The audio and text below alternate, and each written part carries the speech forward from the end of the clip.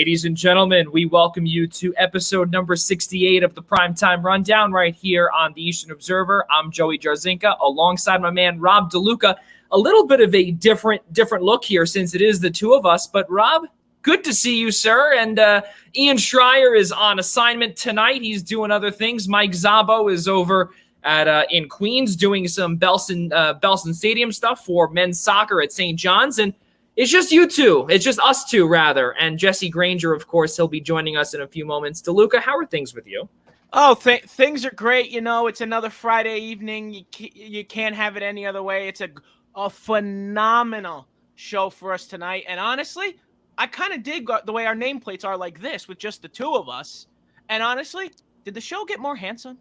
I think they did. I really do believe that they did. And I really think that's the truth here. But yeah, we've got Jesse Granger coming momentarily. After that, we've got Scott Burnside, the legend from ESPN. And then we're going to have the Essential Wrestling Podcast's own Al Carl on tonight to discuss some NFL with us. It's a packed show, and it's going to be beautiful. Not only is it a packed show, so as you brought up earlier with Jesse Granger, he's going to come on in a few moments, but Jesse Granger covering the Vegas Golden Knights for The Athletic and a correspondent for the National Hockey League for the NHL Network. He'll be on shortly, followed by Scott Burnside.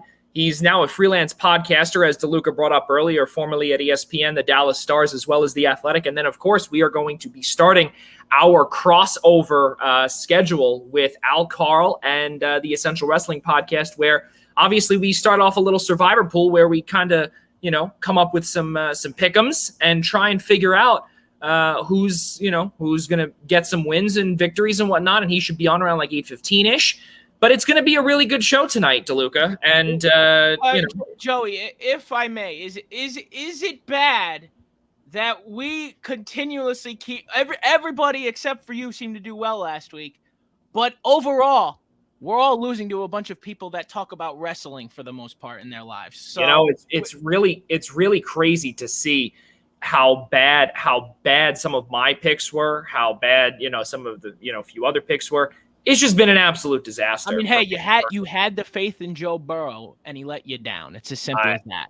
I mean, it's really unbelievable to see what's been going on over there. But, ladies and gentlemen, let's get things started with our show being presented to you by Black Cats NYC. Make sure you download their newest album, Black Cats NYC. Their newest album, Free Cake, is out now. Play loud. Listen on Apple Music, Deezer, YouTube, SoundCloud, Amazon Music, YouTube Music, Pandora, and Spotify. And also, ladies and gentlemen, we cannot thank you all enough for joining us here on YouTube. But if you are listening to us on Apple Podcasts, Google Play, Spotify, and iHeartRadio, we cannot thank you all enough for doing that as well. It's really, like I said, it's really a jam-packed show tonight. We've got Scott Burnside coming on. We're just trying to get in touch with Jesse Granger here now, make sure that he's coming on. But let's get things started here, with the National Hockey League, because this, DeLuca, is just, we're 3 days into training camp. Really amazing stuff here. And just got started. A lot of teams had their first days of on ice training today, so it really is a great thing.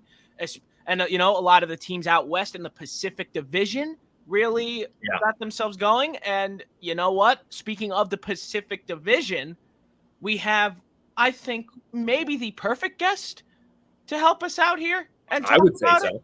I really do believe that would be the case as we welcome in Jesse Granger. He covers the Vegas Golden Knights for The Athletic and also a correspondent on the NHL Network. Ladies and gentlemen, Jesse Granger. Jesse, thank you so much for joining us here tonight on the Primetime Rundown. And how are things with you out west? Great. Yeah, it's fun. The guys are back on the ice.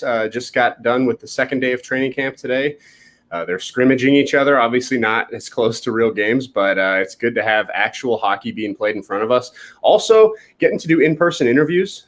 We're getting to talk to Pete DeBoer and Robin Leonard and all these guys for the first time in about a year and a half in person. So a lot of fun. It's really, really unbelievable stuff to see what COVID does. Just in a couple of years, we've had to resort to going to doing these Zoom interviews and really everything else that completely takes the personal aspect out of things with a lot of these players, and the face to face and really getting to see who these guys are on and off the ice. Really, really amazing stuff. But that's great to hear, Jesse, and hopefully that you've been safe and healthy all throughout the last. I would say I think it's 16 months. I've lost count however long we've been under this isolation here. But Jesse, let's get things started here. The Pacific Division. We are starting our preview special. Obviously, we've got Scott Burnside on right after you to talk about the Central Division. But first, the Pacific with you. You covered the Golden Knights. There has been continuous talk about certain people, and one of which being Evgeny Dodonov, and getting to see also about from last year when Alex Pietrangelo came through. Nate Schmidt was sent up north to Vancouver. We got to hear a little bit about I would say these players having faith in Kelly McCrimmon and also George McPhee too, of the sense of security. Are they going to be able to play out their whole contract that they signed there? Because we're starting to send these players away, and obviously it's not a fantasy hockey team. This is a legitimate hockey team. And now that we're starting to see, a brand new pair, Nolan Patrick and Dodonov coming in, what are your thoughts early on in the first couple of days of training camp in Vegas? Yeah, I mean, I think the Golden Knights have kind of gone for the big swing every offseason, right? They went to the Cup final in year one, and what did they do? They got rid of James Neal and David Perron, two of their biggest scorers, and they go out and get Paul Stastny, who was a big free agent signing. They trade for Max Pacioretty. They make the huge move to trade and get Mark Stone. Last offseason, they make the biggest move of the offseason to sign Alex Pietrangelo. That's kind of been their MO. This year, I think they took a step back and they said, I think we have enough stars on this team. The top of this lineup is good enough to win a Stanley Cup. What hasn't been good enough is the depth. So I think that they decided, instead of going out and trying to get a Jack Eichel or any of those big names that were kind of out there, Seth Jones, they're like, let's get some guys to fill out the bottom of this roster and give better support to our top six. So Evgeny Dadonov is a proven scorer in this league. He had a down year in Ottawa, but you saw him in Florida when he was playing with talented players. He puts the puck in the net, and I think he's going to be one of the best players to ever play on. He's right now he's skating on the third line for the Golden Knights, so that's a major mismatch, and that's without Alex Tuch. Alex Tuch is going to miss the first few months of this season with a shoulder surgery that he underwent in the offseason. When they get him back, they have 9 legitimate top 6 centers. So they're basically going to have 3 lines of scoring options. And then their fourth line, Nolan Patrick, Brett Howden, 2 guys who haven't produced at the NHL level but have offensive potential. Both were first-round picks. The Golden Knights believe they're going to get more out of those guys. You saw Ryan Reeves, who's been a staple of the fourth line here in Vegas for 4 years. He gets traded to New York. I think that kind of signals a change in the overall philosophy of the bottom 6 of this team. They used to be kind of the physical grinders. They're not going to score, but they're going to keep the puck in the offensive zone. They're going to bang the other team up. And then when Stone and Pacioretty and Carlson and Smith and those guys get out there, they can score. I think this year, Pete DeBoer, he mentioned attacking in waves. And I think this year, the Golden Knights are really going to try to play their bottom 6 a little more than they have. They're going to try to spread the minutes a little more evenly distributed so that Mark Stone and them aren't getting taxed so much. He mentioned he's going to take penalty kill minutes away from some of the top guys like Stone and Carlson, who have been kind of playing all 3. They're the number 1 even strength guys, they're the number 1 power play guys, and they're the number 1 PK guys. He wants to take some of those new guys like Howden and Patrick and have them play penalty kill minutes to help those forwards, because the Golden Knights have gotten so deep in the playoffs 2 years in a row, and then the scoring dries up. Yeah. And you look at it and you say, well, this team was the number 3 scoring team in the league last year behind Colorado and Pittsburgh. Scoring isn't an issue. Why does it keep happening in the playoffs? And I think what it is teams go through scoring droughts. Players go through scoring droughts, no matter how good they are. Look at Nathan McKinnon and that line. It's the best line in hockey, and they went through a scoring drought against Vegas. And McDavid and Draisaitl, they get to the playoffs, and suddenly they have a couple bad games. No one else on that team scores, and they're out. I think the Golden Knights are thinking with Dadonov and Patrick and Tuck when he comes back, and that group, they're hoping just supplement what the top six is doing, give them some support, and then the nights where Stone and Pacioretty get shut down, because it's going to happen, you get scoring in other places.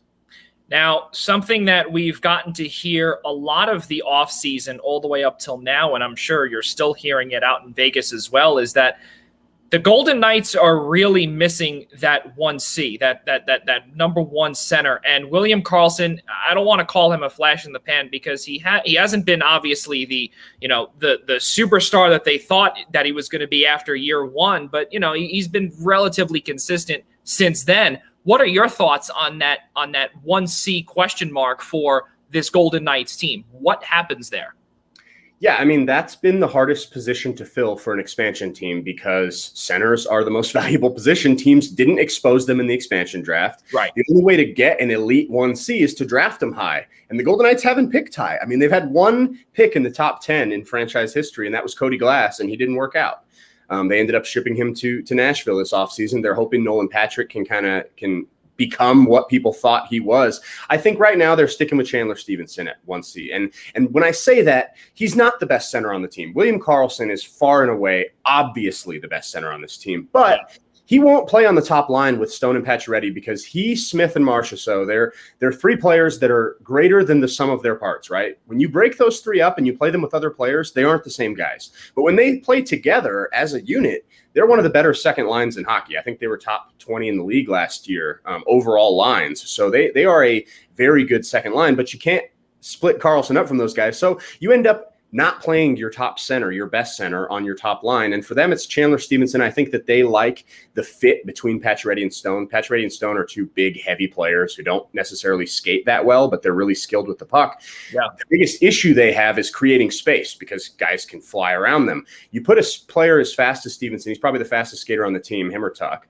And he kind of creates space for those guys. He tries to get those outlet passes. He tries to sneak behind the defense. And when he does that, it spreads the defense out. It gives Pacioretty and Stone a little more space to work and do what they do so well with the puck. So Stevenson's a good fit there. I think, obviously, ideally, you'd like to have a better center than Stevenson, and you'd like to push him down the lineup. If suddenly Chandler Stevenson's on the third line down there with Tuck and Dadonov, that is an unbelievably good third line. But you have to have someone to force Stevenson out of that lineup. Last year, Cody Glass got a couple chances, very short chances, and he didn't work out, and they moved on.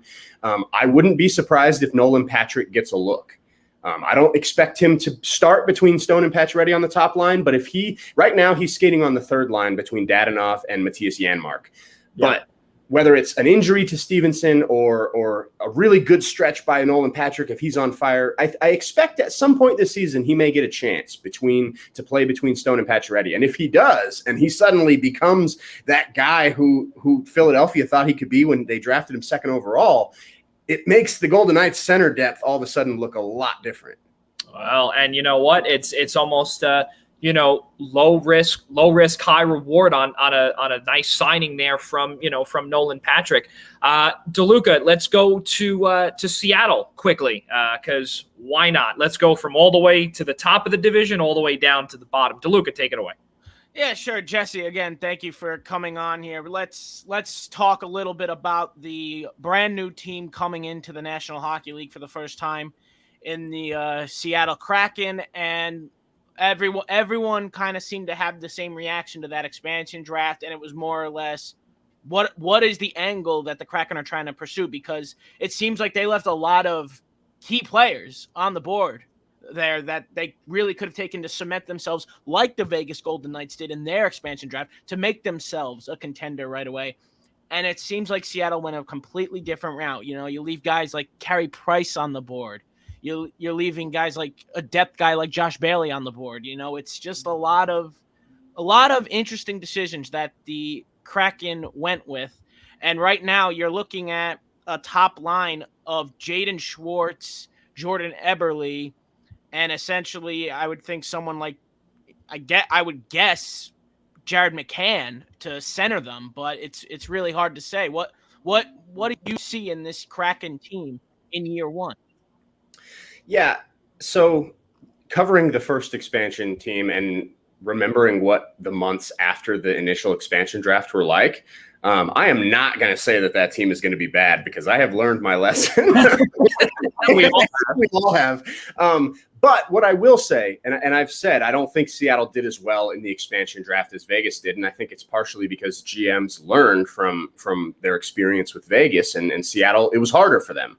But to me, the Vegas roster right out of the gate and the Seattle roster are not very different. I don't think Vegas's was that much better. When you look back on it, Marc-Andre Fleury, now we see him as this Vezina goalie, but when Pittsburgh was getting rid of him, and they gave a second-round pick to Vegas to intentionally take him, people didn't think he was going to carry this team to the playoffs. James Neal is a guy who has scored goals, but nobody thought he was leading a team to the playoffs. David Perron, same thing.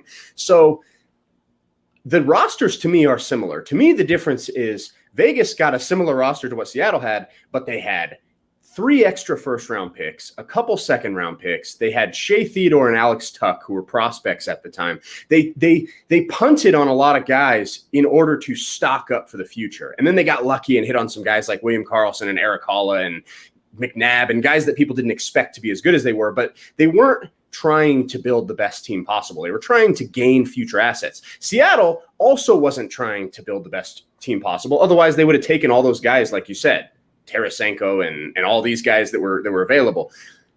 But they didn't get the future capital. They didn't build the best team possible, and they still got nothing for the future. They didn't get a single draft pick. So in that aspect, I don't think they did anywhere near as well as Vegas. But I think, one, it was harder. I think they called GMs and tried to get deals, and they were like, absolutely not. That's not happening again. And I also think another thing to consider in this is that things have changed a lot in 4 years. I know it's only been 4 years since Vegas, but COVID and the financial impacts that has had on the NHL have changed the way salary cap space is viewed. And teams around the league are hurting for cap space more than they ever have.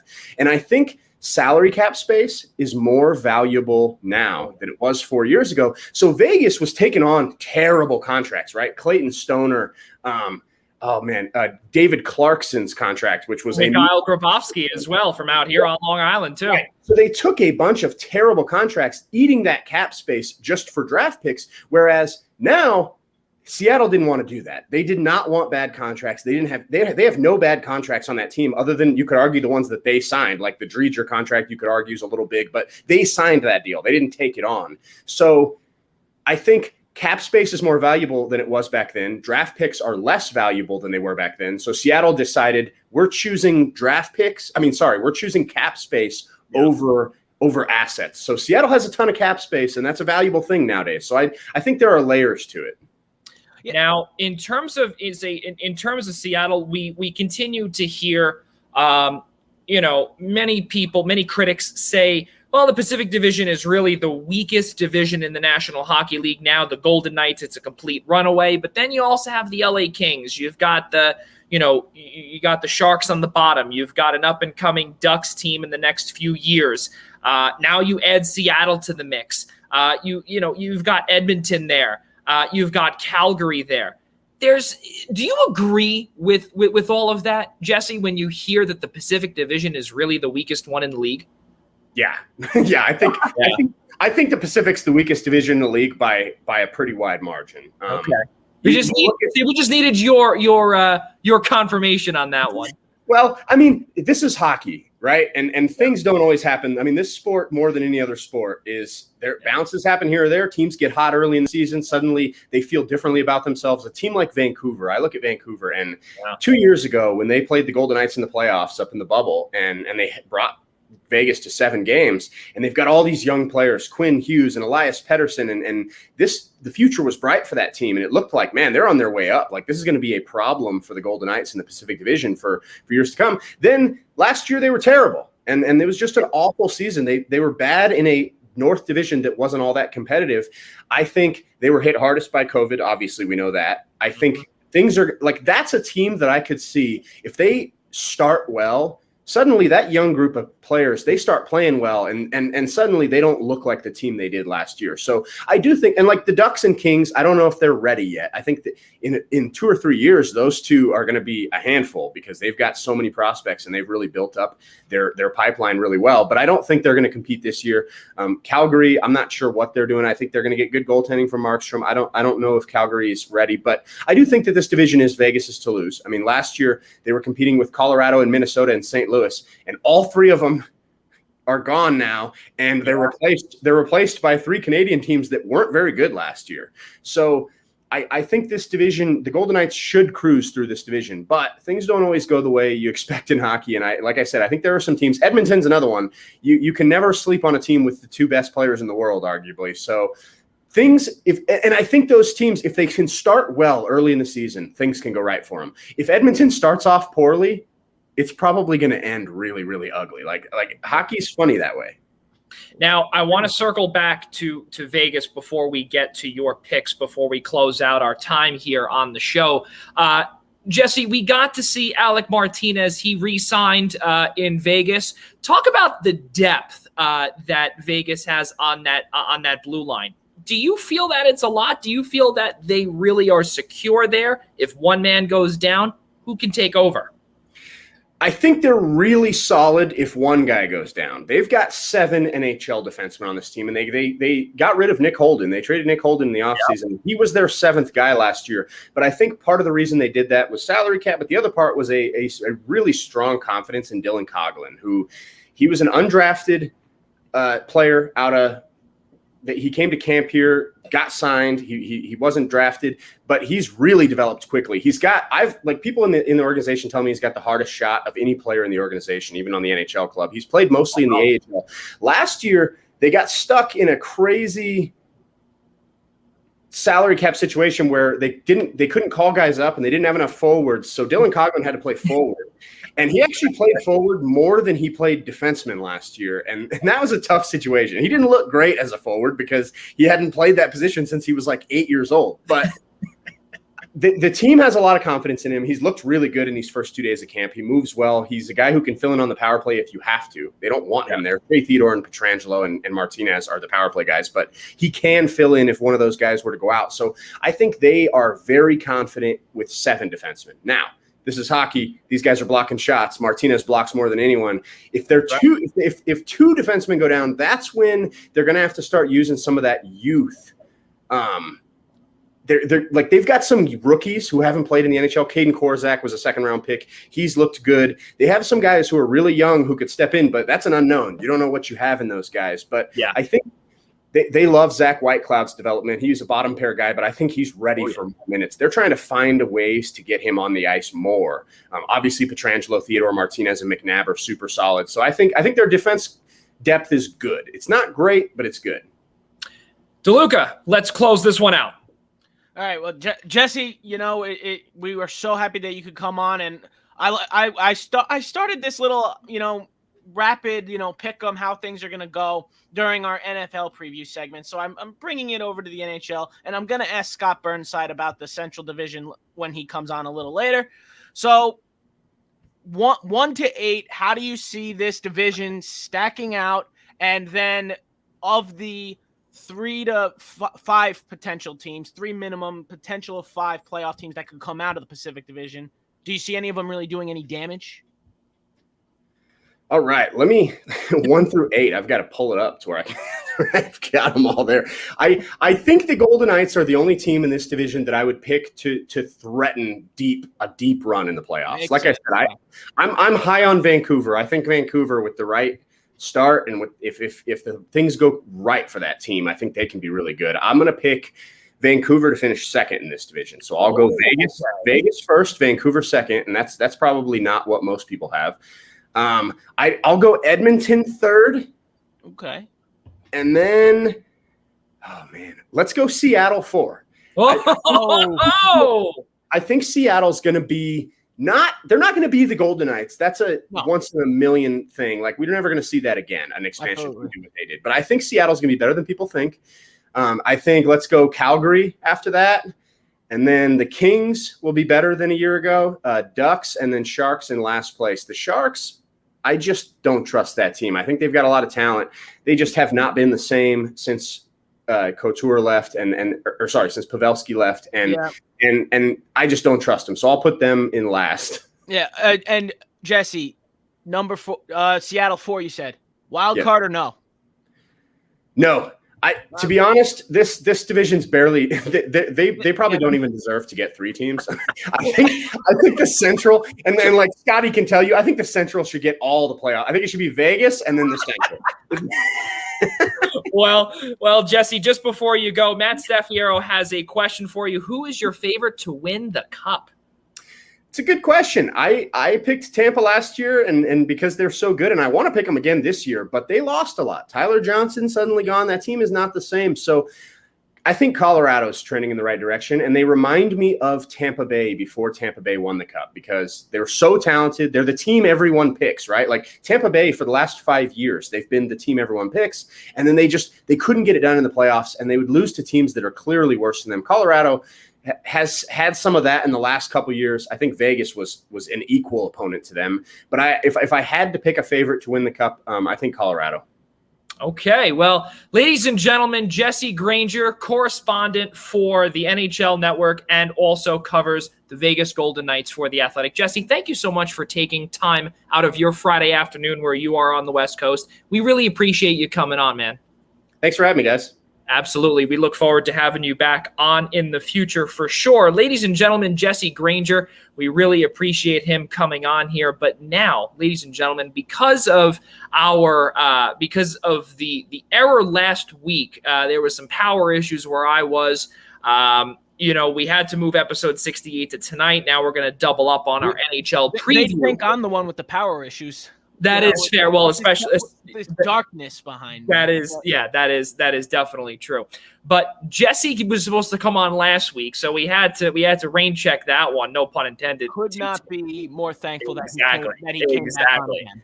And we'll definitely when I let him know later, I will definitely let him know about that again. But ladies and gentlemen, let us get you Scott Burnside right here on the show. Let's take it away. Previewing the NHL Central Division, we are alongside with Scott Burnside. Ladies and gentlemen, Scott Burnside, former ESPN writer for about 17 years, and then eventually moved to The Athletic and with the Dallas Stars further after. And now, a freelance podcaster as well as a contributor. Scott Burnside. Scott, how are you? And thank you so much for joining us here today. Doing very well. Thanks for having me aboard. I assume my time in Dallas qualifies me as a Central Division expert, even though that was a few years ago. But the Central has always been one of my favorite divisions.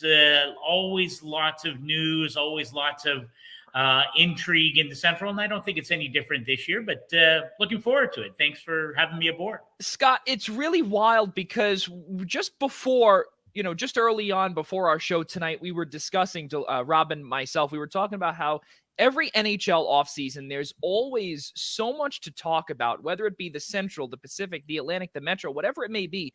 But this year, the Central, there's so much to talk about. And I want to start with St. Louis first because you've got Vladimir Tarasenko, who's got 2 years left, $7.5 million AAV. There were some trade talks with him out here on Long Island. Lou Lamoriello, there was some chatter, some rumor, obviously. Nothing was confirmed because if there was, Lou would have, put the kibosh on it. To see if there might have been some availability in terms of Tarasenko and his offseason shoulder surgery a couple of years ago has not been the same. Then you've got Pavel Buchnevich, and then you also have Brandon Saad, who they brought in as well to kind of quote unquote replace him, or that's what the rumor was. What do you see with St. Louis this year? Because there's so many different storylines around there. Yeah, no, I think this is a critical year for the St. Louis Blues. And the other recent addition, of course, Ken Hitchcock coming back as a consultant. He and GM Doug Armstrong, longtime friends and colleagues going back literally decades. The two are very tight. And I'm really pleased for Ken Hitchcock because I think this will be a better fit for him in terms of his comfort zone than what he was doing with Edmonton. My sense is that he'll be a much more hands-on. He's known head coach Craig Berube for a long time. I don't think there's any kind of, potential for friction or anything like that. But this is a really, I think there's a lot of pressure on Craig Berube this year. The Blues, of course, when Craig Berube came in, replacing Mike Yeo, and the Blues win their first ever Stanley Cup in 2019, the results haven't been very good, especially playoff time the last 2 years. A lot of issues, of course, the COVID impacting everything. But that does not look like the team from 2019, the last 2 playoff years. And I think there's a lot of pressure on the Blues to get back to that championship form. The Central, my sense of it will be they're very tightly packed. Once you get beyond Colorado, the clear front runner in my mind, there's a lot of question marks. I think there'll likely be 5 teams from the Central that will likely go to the playoffs. But this is a really important year for the Blues, and I thought Doug Armstrong did an interesting job. Pavel Buchnevich didn't, his contract. This is not an issue where the Rangers didn't want Buchnevich back. Very important part of that Ranger team, very popular in that room. I think he's going to be a great add to the depth of a Blues team that really is an offense by committee. That's how they got it done in 2019. I think Torrey Krug is going to be a much, much better fit in his second year in his second year with the Blues. And for me, the key is, as you mentioned, Vladimir Tarasenko. 3 shoulder surgeries, hasn't been quite the same. Some obvious friction within the organization about his role. I know he felt maybe he should have been in line for the captaincy. I don't think that that's necessarily a legitimate thing, but I think it's going to be fascinating how you reintegrate Tarasenko into that room, right? Because it's clear the Blues did entertain moving him. There were teams that were interested. I think the shoulder surgery and the cap hit probably put the kibosh on that. But I really think that the Blues and their experience and the fact that this core has won together, I think it makes Tarasenko coming back into the fold and fitting much easier than it might be a player on a different team in a different circumstance. The real question is, though, can he unleash that shot like he has historically after 3 shoulder surgeries? And I think the jury's still very much out on that. Yeah, that's a very good point you make, because Scott, we remember early on where, we just like what I said in the open about Brandon Saad coming aboard, and once they signed that big contract for Saad, when he came over from Colorado, we heard a lot of rumors saying, well, okay, this now might be the end officially of Tarasenko, because who's going to replace Tarasenko? Well, that's going to be Brandon Saad. Where does Brandon Saad fit in all of this now, if the rumor is correct, where Tarasenko has looked really good so far through the first couple of days of training camp? Yeah, no, it's fascinating. And listen, I don't think you can have you can't have too much experience. That Brandon Saad's a 2-time Stanley Cup winner, won them early in his career in Chicago. I thought he was a really nice fit in Colorado. I thought, with a team that had lots of ups and downs in the playoffs, I thought he was very consistent. And he's a guy that can play up and down the lineup. And I think if you go back to 2019, yes, Ryan O'Reilly was a force. Yes, Tarasenko, always a danger to score. Last year, of course, David Perron had an outstanding year, often on and off and on, and now on again, St. Louis Blue. But I think the strength of that team is in their depth. It's how they got it done in 2019. And I think Brandon Saad, listen, my sense of Craig Berube is you don't have a lot of time to be, if the team starts to go sideways, my sense is that there will be a lot of movement within that lineup. If guys are producing, they're going to play in the top 6. They're going to get power play time. And if they aren't, then there are lots of players in that lineup, whether it's a Robbie Thomas or, any of those players who have at times shown real sparks of offensive ability. If you aren't getting it done, there are players in that lineup who will get a chance. And I think Brandon Saad figures prominently into that kind of mix. Yeah. It's really crazy also to see with Nashville too, and that's the next team we're going to move to here. And the reason why I want to move there right away is because Rob DeLuca is a diehard Devils fan, and he knows all about John Hines. He knows all about the troubles that John Hines had here in a couple of miles west of me in New Jersey. But now we're getting to see, quote unquote, a rebuild. I don't know if we want to say maybe it's too soon to call Nashville a rebuild, but we're beginning to see Philip Forsberg, he's in a final year of his contract, and there's some talk that he might be shipped away before the trade deadline, where David Poile might have to retool a few things. And I remember saying this to Rob, saying that once John Hines got there and then things began to go a little further south, I mean, this really had disaster written all over it. And just keep in mind too, and Scott, you can attest to this too, Nashville was just a few years out of a Stanley Cup final run. How do they just go from, doing so well under Peter Laviolette for so many years, and then they bring in Hines, they bring in a few other pieces, and can't get it done whatsoever? Yeah, the decline in Nashville is curious, to say the least. And certainly, maybe it's because I live in Atlanta and I can get to Nashville in 4.5 hours, and it's almost like a home team to me. Yeah. In fact, I was there for the first two games of the first two games in Nashville, so games 3 and 4 against Carolina in the first round. And it's such a terrific marketplace. And we all know what it was like in 2017 when they went to the final. But you're right. There's been a significant decline there. The team has, I think, lost its identity. I think David Poile has alluded to that. I think John Hines, I really like John Hines as a coach, and I know he's a little bit understated. And I think what you saw from John Hines and the Predators in the latter parts of last season, as they surged to the playoffs in that sort of revamped Central Division, and they gave Carolina a really fine club. They were my preseason and pre-playoff pick to win the Cup. It didn't work out that way, but they really gave the Hurricanes all they could handle in that 6-game set.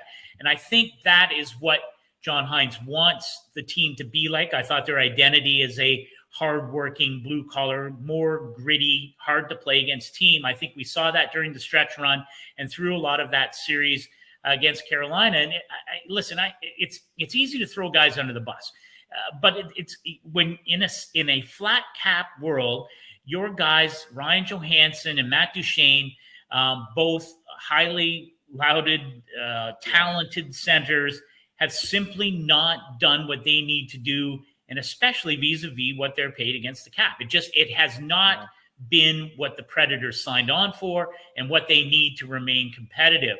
Now, I know Ryan Johansson. I spent some time with Ryan. I think he's such a terrific guy, and this is a really important year for Duchene and for Ryan Johansson to prove that they are elite NHL centers, and even with the changes along the blue line, with Ryan Ellis leaving, Kalle Järnkrok going to Seattle, Victor Arvidsson not happy with his role in Nashville, going to LA. I still think there's lots to like about this team. I'm curious to see Eli Tolvanen.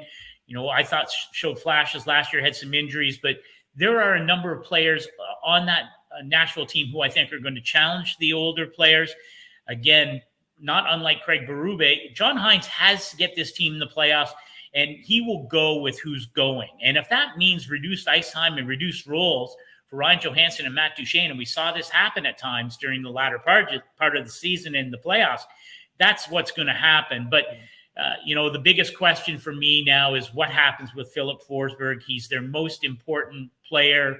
I think you can argue he might even be more important than Roman Josi, given the depth on the blue line. But let's call Roman Josi and Philip Forsberg, the twin foundations of that team, and they have to keep him. And can you keep him at, let's say, the same price point that you have Matt Duchene and Ryan Johansson at?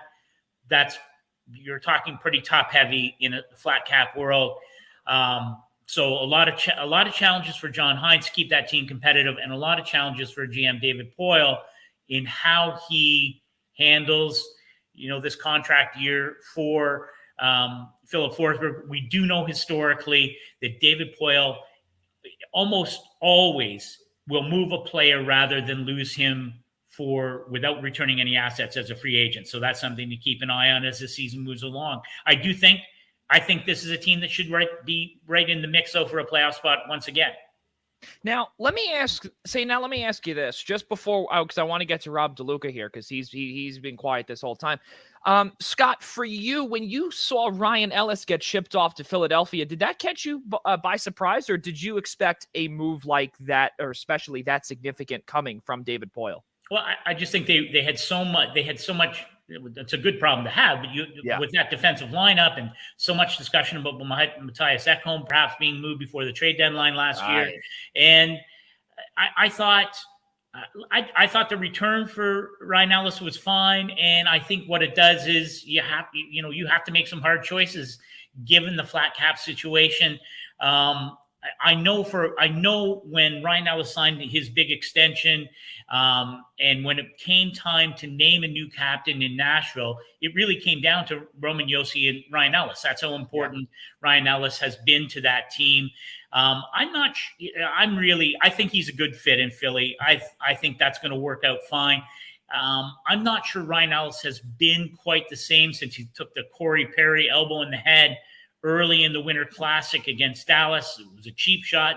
Perry was suspended, but it took Ryan Ellis a long time to get back. If he is the Ryan Ellis of old, it's a great, great ad for Philadelphia, and they will miss him in Nashville. But I think this was just it's an embarrassment of riches on some levels in Nashville, and this was a hard decision. I think Matthias Ekholm was the key to that, though, and I think that was part of the decision that David Poile had to make.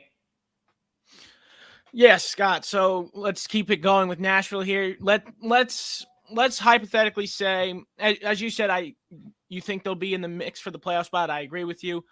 Let's say it goes horribly wrong. Like hypothetically, it's not working, and David Poile's left with decisions to make about, because as you said, he will move a player sooner than lose him for nothing. Mm-hmm. So let's say it might need to be blown up between Matthias Ekholm, between Philip Forsberg, who are on contract years, because I think those are the guys you may have to look at moving, as opposed to guys like Duchesne or Johansson, because they're making $8 million each for a very long time. Those contracts, you'd also have to retain salary too, right? Yeah, because those contracts are very difficult to move. You can't ask a team to take on cap like that. But then you look, Philip Forsberg's only $6 million. Ekholm's less than $4 million.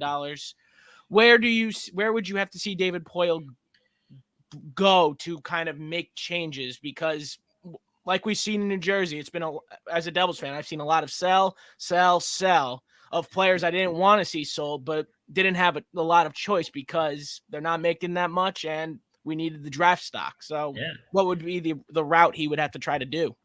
I will say Tom Fitzgerald, he jumped into the buyer's aisle this summer, though. So there you go. So I think speaking of former Predators, of course, it really is. If the season goes south for the Predators, it really becomes a nightmare situation for David Poile, because if it goes south, I assume that will be because Matt Duchene and Ryan Johansson, at least in part, are not producing at the level they want to. And you are right. Yes, those contracts would be hard to move.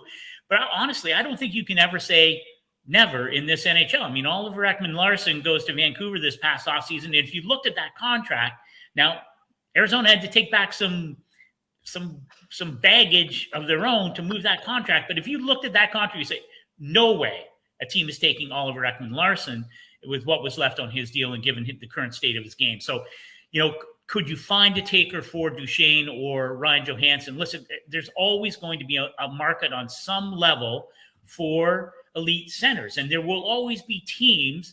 And again, as Joey points out, if there's a retained salary, I mean, there's lots of ways, if you take another expiring, maybe shorter term contract, again, that's sort of how that Vancouver Arizona deal worked out. Listen, David Poile he's the master at this kind of thing, but simplest thing will be, and maybe more, the simplest thing will be players on expiring contracts. And if you don't think you can return Ekholm, and if you don't think you can return Philip Forsberg long term, then yeah, those are the guys that likely will be moved. And those are both elite players. We knew there was a ton of interest in Ekholm last year, leading up to the trade deadline. It would be the same this year, assuming good health. So, but yeah, if it goes sideways, it will be hard times in Nashville. And I am curious to see whether, can they build on that sort of, surging into the playoffs. And then I thought a really solid playoff performance. UC Saros, again, I still talk to people who are like, too small. He's not tall enough. And there is still some skepticism about UC Saros because he's not the prototypical 6'4", guy. So yeah, lots of moving parts in Nashville, but I still think they're a playoff team. So, right. go ahead, DeLuca. Yeah. So let me just move it. Let me move forward here. Let's take it out west a little to Colorado. The heavy favorites in the Central Division yet again, and rightfully so. However, they are now without star goaltender Philippe Grubauer, who has since signed with Seattle. Yeah. Do you see that potentially being an issue for Colorado? Look, there's no doubt their scoring depth is there, but Grubauer was a key piece to Colorado's success. So do you see maybe and they traded a first round pick for throw him off a little Kemper and too. Put someone else in the race for the number 1 seed in that division? Yeah, I'm not. I think Philip Grubauer is a fine goaltender. His numbers were outstanding. I wouldn't be surprised if Darcy Kuemper's numbers are just as good and maybe better. And now the question for Darcy Kuemper has been, can he, his durability. Okay, so if he stays healthy, and I mean the Avs went through this last year, right? Pavel Francouz, who had been so good 2 years ago, didn't play a game. So what was the goaltending depth there? That was an issue for Joe Sakic and the Avs, and it was an issue the playoffs before when everyone was hurt on that team, right? I mean, it was it got down to really bare bones.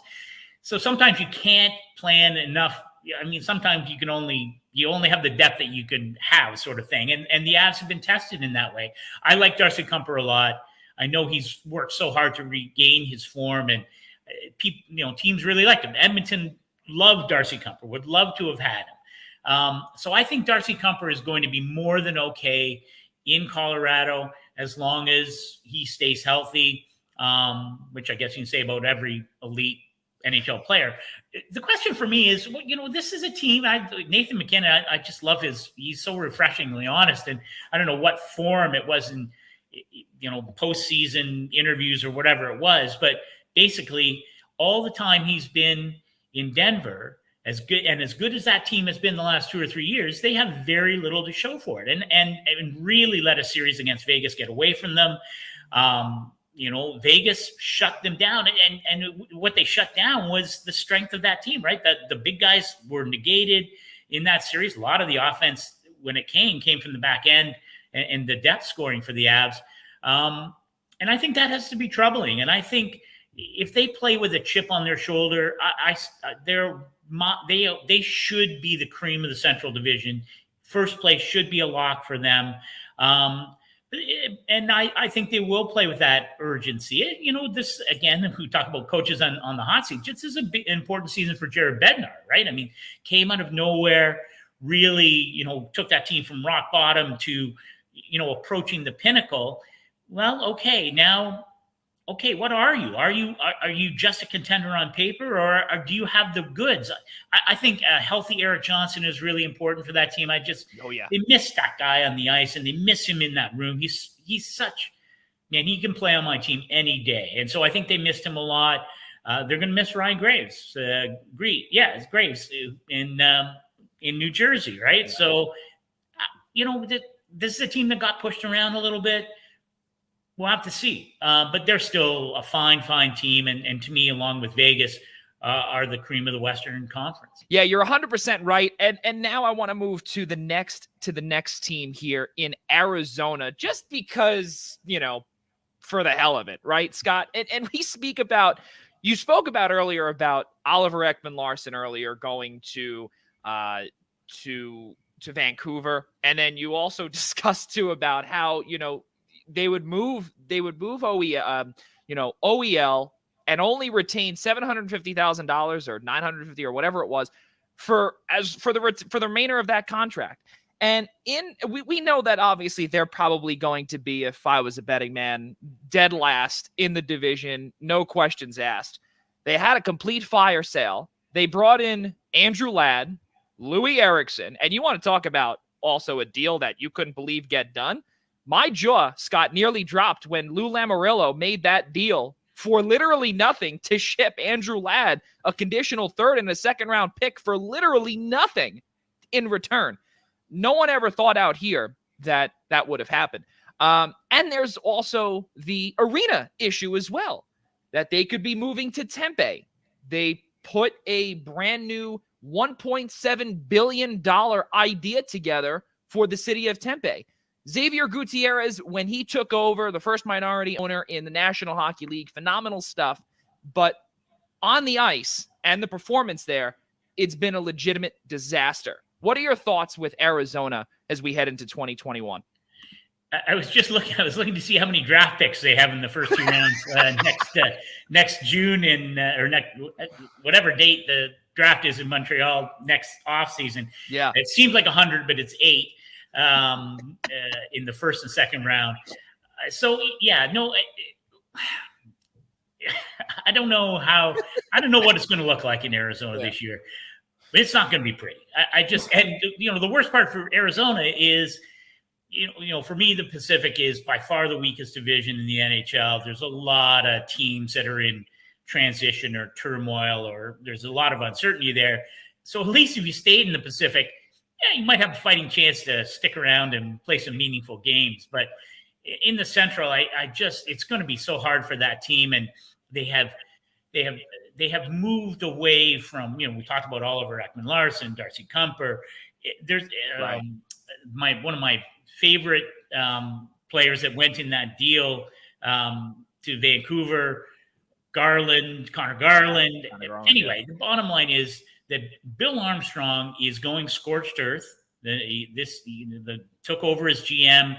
There's been so much negativity around that team, both with the hockey operations and how they've approached things, and then of course the arena thing, which remains unsettled and uncertain. But we've been saying that now for 20 years. It's ridiculous that it still goes on like this. But on the ice, it's going to be a real struggle there. And Andre Tourigny, coming over from a really successful career as a head coach at the national and major junior level, also has some NHL experience as an assistant. I think he's going to be a good fit there because it's going to take some patience. There's going to be a lot of teaching that goes on there. You've got to keep guys like Jacob Chychrun engaged and part of the process, because you have to be looking. I mean, we're not talking 1 or 2 years. I think we're really talking probably, like 3-4 years, if all goes well, before this team starts to really, in theory, capitalize on their assets as draft picks and prospects and those kinds of things. But it looks to me like a mighty uphill run, and I don't blame Bill Armstrong for going that way. I see them as somewhere between 30 and 32, and a lottery team, and maybe get the first overall pick next year at the draft. But it's not going to be pretty there. But this is this may be the opportunity for surprises there. There's not going to be any pressure. If they can keep their focus and those young players get the opportunities, maybe the school of hard knocks. But I am fascinated to see, because this is really, I think, year one of, maybe the final rebuild in Arizona. But it's not going to be pretty, I don't think. But I hope it's going to be fun to watch. Now, I want to move to Minnesota, because Minnesota had obviously the contract dispute with Kirill Kaprizov just a couple of days ago in that I think it was the training camp opener with Billy Guerin, of course.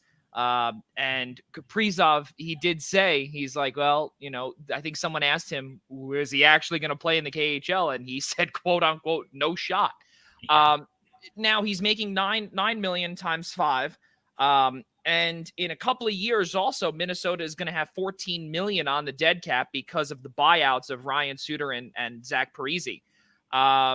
Is there, and yes, we know about the new TV deal. The flat cap era should be ending this year. All good stuff there. But again, when you've got that massive double-digit number in dead cap, normally we see that in American football. We see that in basketball, wherever that may be. But in hockey, this is brand new territory that Minnesota is going to be the first team going down that road. Scott, what do you think with Minnesota and what Billy Guerin is going to have to do in the next few years to really get them back into I guess playoff contention? Yeah, it is fascinating. I was lucky. I spent the days leading up to the draft with the Minnesota Wild in their war room, for want of a better term, and listened to their discussions about how to build that roster and the free agency, and also with an eye to what is going to happen over the next 3 or 4 years in terms of the cap hit. And what it comes down to for the Minnesota Wild, and every team can say this, but it's exacerbated by the buyouts of Suter and Parisi, as you mentioned, is that you have to draft and develop right. You can't miss. And so, Kaprizov is, I like that deal for both of them. It makes sense to me. He's a dynamic young player. The homegrown talent is going to get a chance there.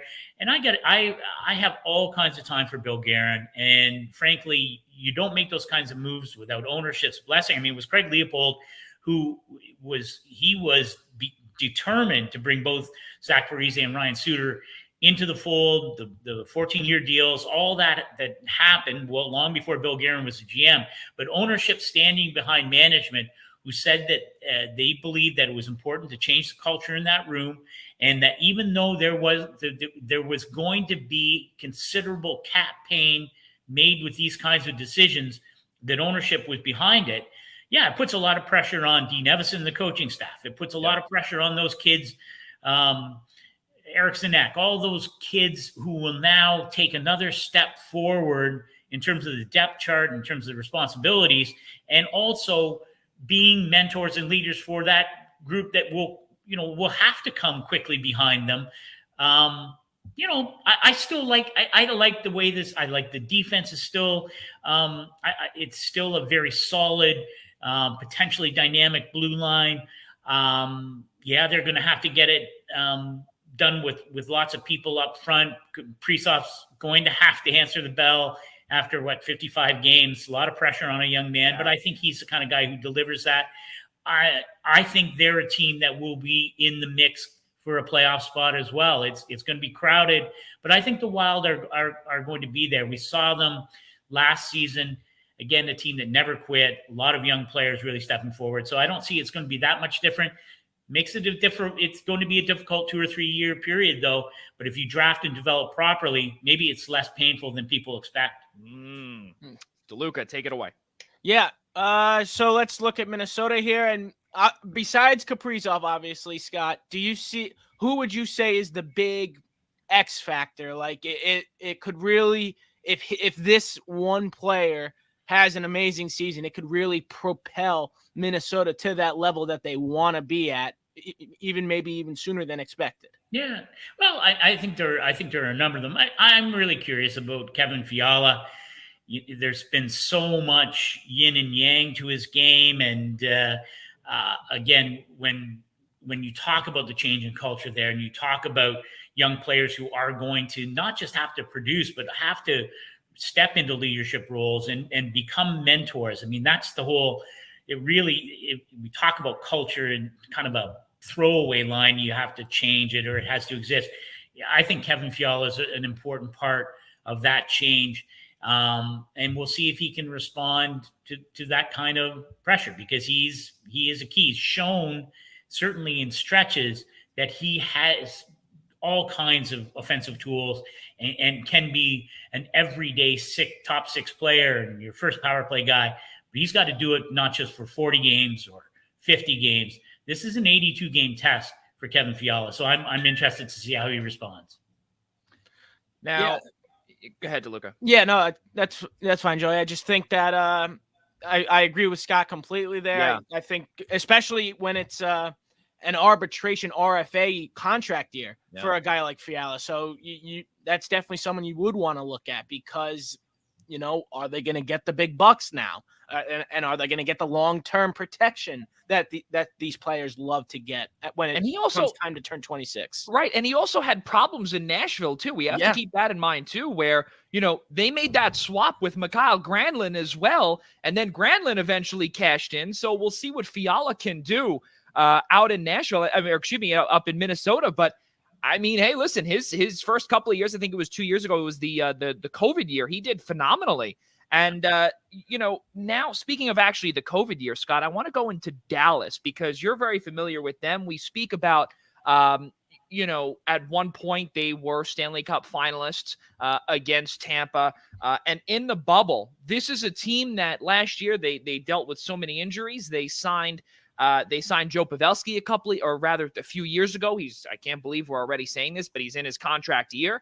And they needed that leadership part. And to see now what Dallas could do, my guess is as good as yours. Were they 2 years ago a flash in the pan?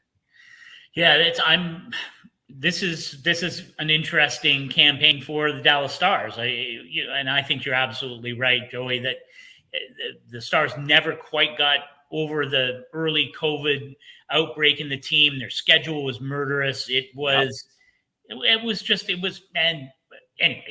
think last year you can throw out, again, Tyler Seguin coming off the hip surgeries, and you could see it in the final 2 years ago. And I know people were critical. What's wrong with Tyler Seguin? And you knew that he was physically ailing and not who he should be. And I think that'll be interesting to see whether he can find that kind of elite groove that we know he's capable of.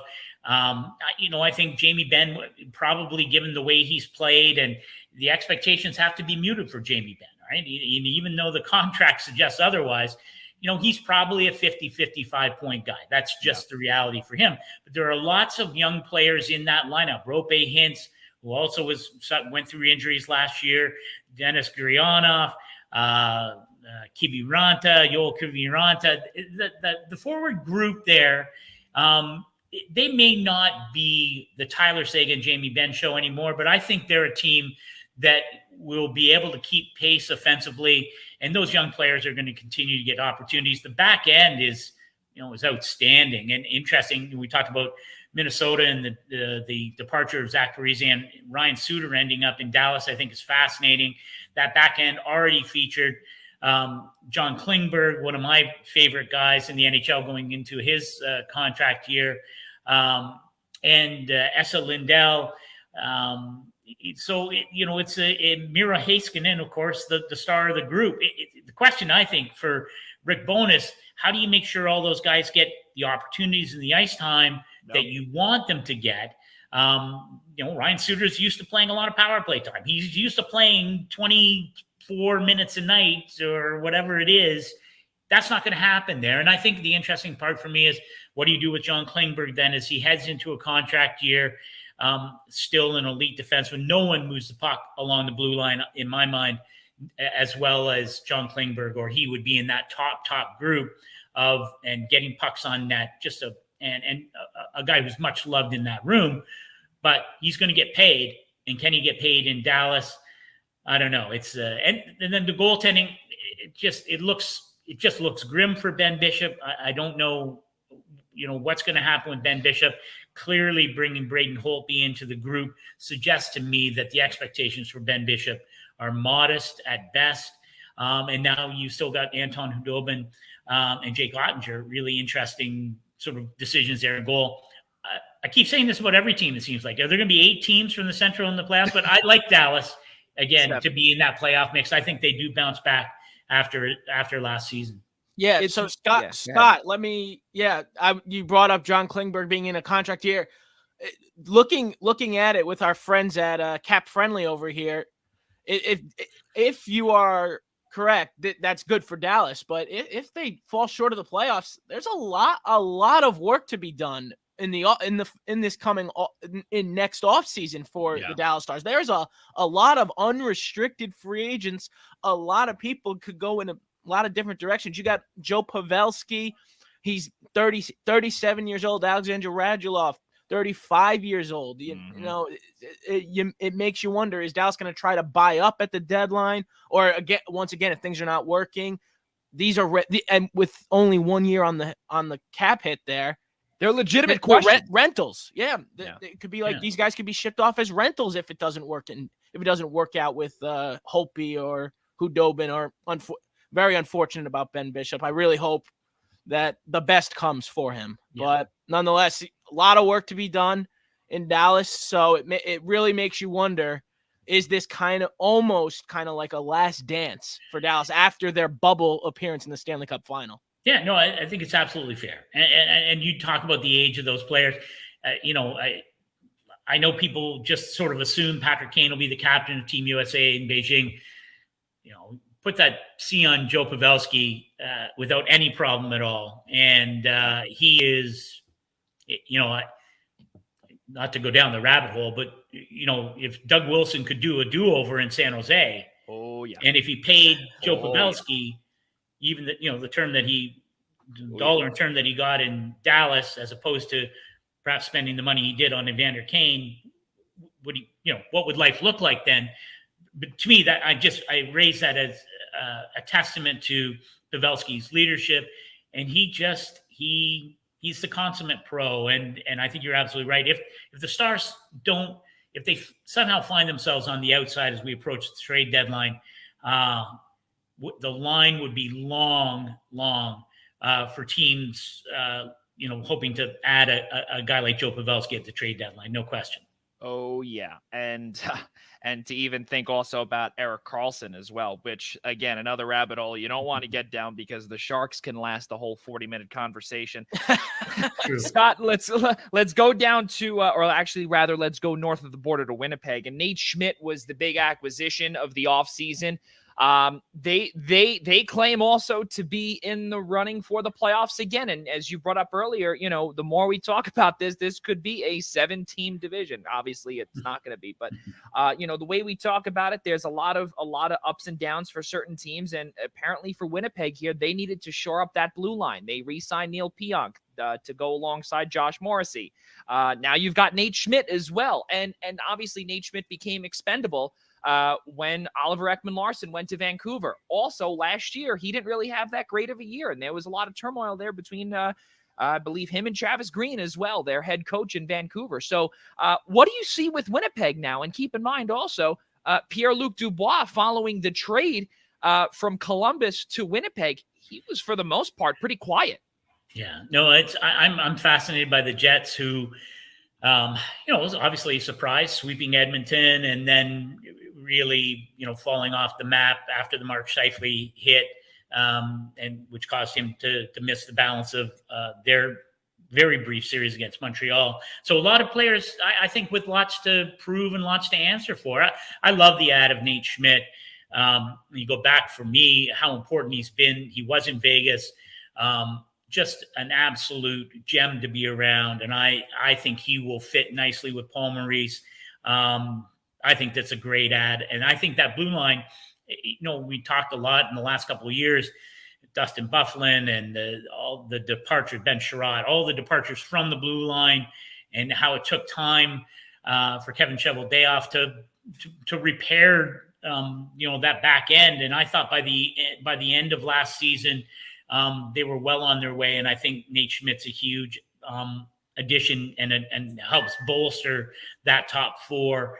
I'm curious to see what we see of Mark Scheifele. I thought his response to the suspension for what I thought was a cowardly hit was not where it should have been. To me, he's got a lot to prove in terms of his leadership and what kind of player he is. And Pierre-Luc Dubois, we saw in the playoffs 2 years ago against Toronto, we saw the kind of presence that, his skill set and his size foretells. We haven't seen much of it since. And part of it was, for whatever reason, his dissatisfaction in Columbus, lots of issues once he got to Winnipeg, health and COVID. This is a crucial year for him, because he if he is who we have seen him to be, at least in flashes in the playoffs a couple of years ago, the Jets are going to be, I think the Jets could possibly push Colorado for top spot in the Central. But the goaltending, I like the direction they're headed, but there are some players who have questions to answer and things to prove this season. So I'm curious, I'm curious to see how that plays out. Yeah. And now for the underdog of the Central Division. You save the underdog for last, if you will. DeLuca, take it away. Yeah, let's do it, Scott. Let's talk about the Chicago Blackhawks. I mean, it looks like all but certain Captain Jonathan Toews is ready to come back and play hockey once again, which is amazing news. Love to see it. And honestly, it seems like the Blackhawks, their future is looking bright. If you ask me personally, I think it looks good. Kirby Dach and Philip Kurashev. I think this team, Dominic Kubalik, I really think this How about Seth Jones? How about Seth Jones, too? Seth Jones is definitely something I want to talk to Scott about. Yeah. Mainly the contract extension he was given that'll kick in at the start of next season, because it is a very, very long contract starting next year, a full 8-year extension, $9.5 million per year. And Scott, what was your initial reaction when you saw that? Yeah, my reaction was, well, good for Seth Jones and his agent. But, we saw where the bar was set. We see, Dougie Hamilton's deal in New Jersey. That's where, the pendulum has swung. Yeah. You have to pay those defensemen. You can't win without the blue chip defender. If you don't have a Victor Hedman, if you don't have a Miro Heiskanen or John Klingberg, go down the list, Drew Doughty. If you don't have those players, it's hard to win. So, okay, I know the analytics people have been all over Seth Jones the last couple of years. I'm not dismissive of the analytics. I get the numbers. I get that he didn't have a great year. He'll be the first to admit that. No one did in Columbus. I just think he's going to be such an important figure in that room and on that blue line. He's going to play a ton of minutes. He will do what you want. I think of him in the playoffs and, a quintuple overtime game against Tampa. Yeah. I want Seth Jones on my team and on the ice as much as possible every night. So I think it's a great ad. Is the goaltending. I love Marc-Andre Fleury there. I love that he's gone back, and we know what he did in Vegas. Again, he still has the skill set. Despite being, in the twilight years of his career, a Hall of Fame career in my mind. Again, I think the presence in that room, Jonathan Toews back, Patrick Kane still at the top of his game. I don't know where they fit. I think they're in that mix for a playoff spot. And certainly Stan Bowman has constructed this roster clearly with a view to being a playoff team. That whatever transition, whatever rebuild, whatever you want to call it, it's over now. If you blinked, you missed it. So they're a fascinating team to watch, and it certainly ups the ante on Jeremy Colleton behind the bench. Again, I think he's done a nice job taking over for Joel Quenneville. Huge shoes to fill. I think he's growing into that role. But again, we're turning a page now with that Blackhawks team from can you find something here, or can you create something to you better deliver something now. And we'll see how that goes for Jeremy Colleton this season. So we're going to let DeLuca conclude our chat with Scott Burnside with his, I guess we can call it. Sure. We'll trademark whatever. Pretend copyright ask of the division alignment, if you will. Yeah, I asked Jesse Granger about how he thought the Pacific was going to line up. So Scott, I'll ask you the same of the Central. Yeah.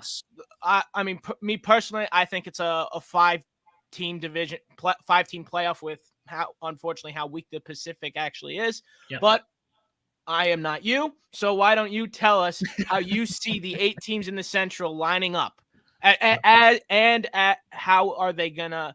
How are those teams kind of going to advance around in the playoffs? Because as we know, we are thankfully back to normal. Yeah. In the NHL. So what do you see happening? All right. I'm doing this without cheat sheet. So if I forget a team, just let me know. Honestly, I think you start with Colorado.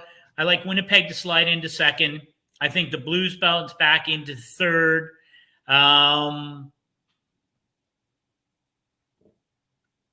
See, now that I'm hedging my bet. I think, could be, I've got Nashville, Minnesota, Chicago, in that next group. I'm going to put Arizona at the bottom.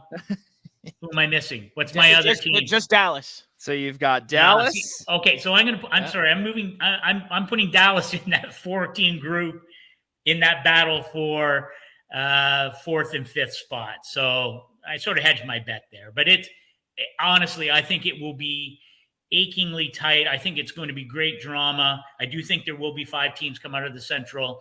So much of it will have to do with injuries, but I do think that there's probably a lot more parity in the Central than there has been in the past. Absolutely amazing stuff. Right. It's really unbelievable. And to think also, especially out here on the East Coast where, say the three of us are, you're just a little further south than we are, Scott. We always hear the Atlantic and the Metro is always, the best 2 leagues in the National Hockey League. But I don't know. I mean, in a sleeper conversation, I would say the Central is just right there, especially after our conversation here today. Ladies and gentlemen, former ESPN writer, former Athletic contributor and writer, Scott Burnside. Scott, thank you so much for coming on with us here tonight. We really appreciate spending so much time with us. Yeah, anytime, guys. Call anytime.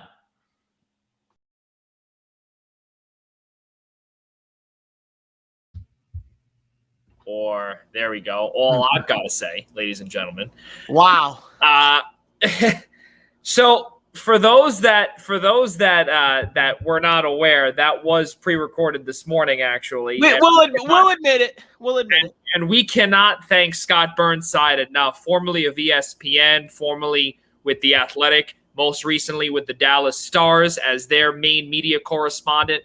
And now he is a freelance podcaster. And so we had Jesse Granger on before. We had Scott Burnside on before. And that is going to conclude our NHL preview segment for this week. Well, ladies and gentlemen, now we have a crossover. And what that means is that the crossover means that we've got some familiar faces on. And of course, one familiar face is the host of the Essential Wrestling podcast that airs Tuesday night here on the Eastern Observer, Al Carl. Al, let me tell you something. It looks so weird with you without a hat. And also and you're wearing and the Eastern Observer too. Yeah, hold on. I know I'm family. You gave me. Oh, I'm muted. No, he's good. Okay, I know I'm playing. I'm the guest here. I'll play by your rules for now. He said, you're more than welcome to wear it. If you ever come on my show, either one of you guys, feel free to wear whatever you want. I know Johnson's got a bunch of wrestling shirts for you guys to wear. But we're here to talk some football today. Actually, fun story. I just saw this article about 10 minutes ago. It was reported on Minutes to Belltime, another one of our partners, minutestopelltime.com, on their Facebook page. That Deadline.com has reported that WWE and MJM have merged and they are going to bring back American Gladiators. So get excited.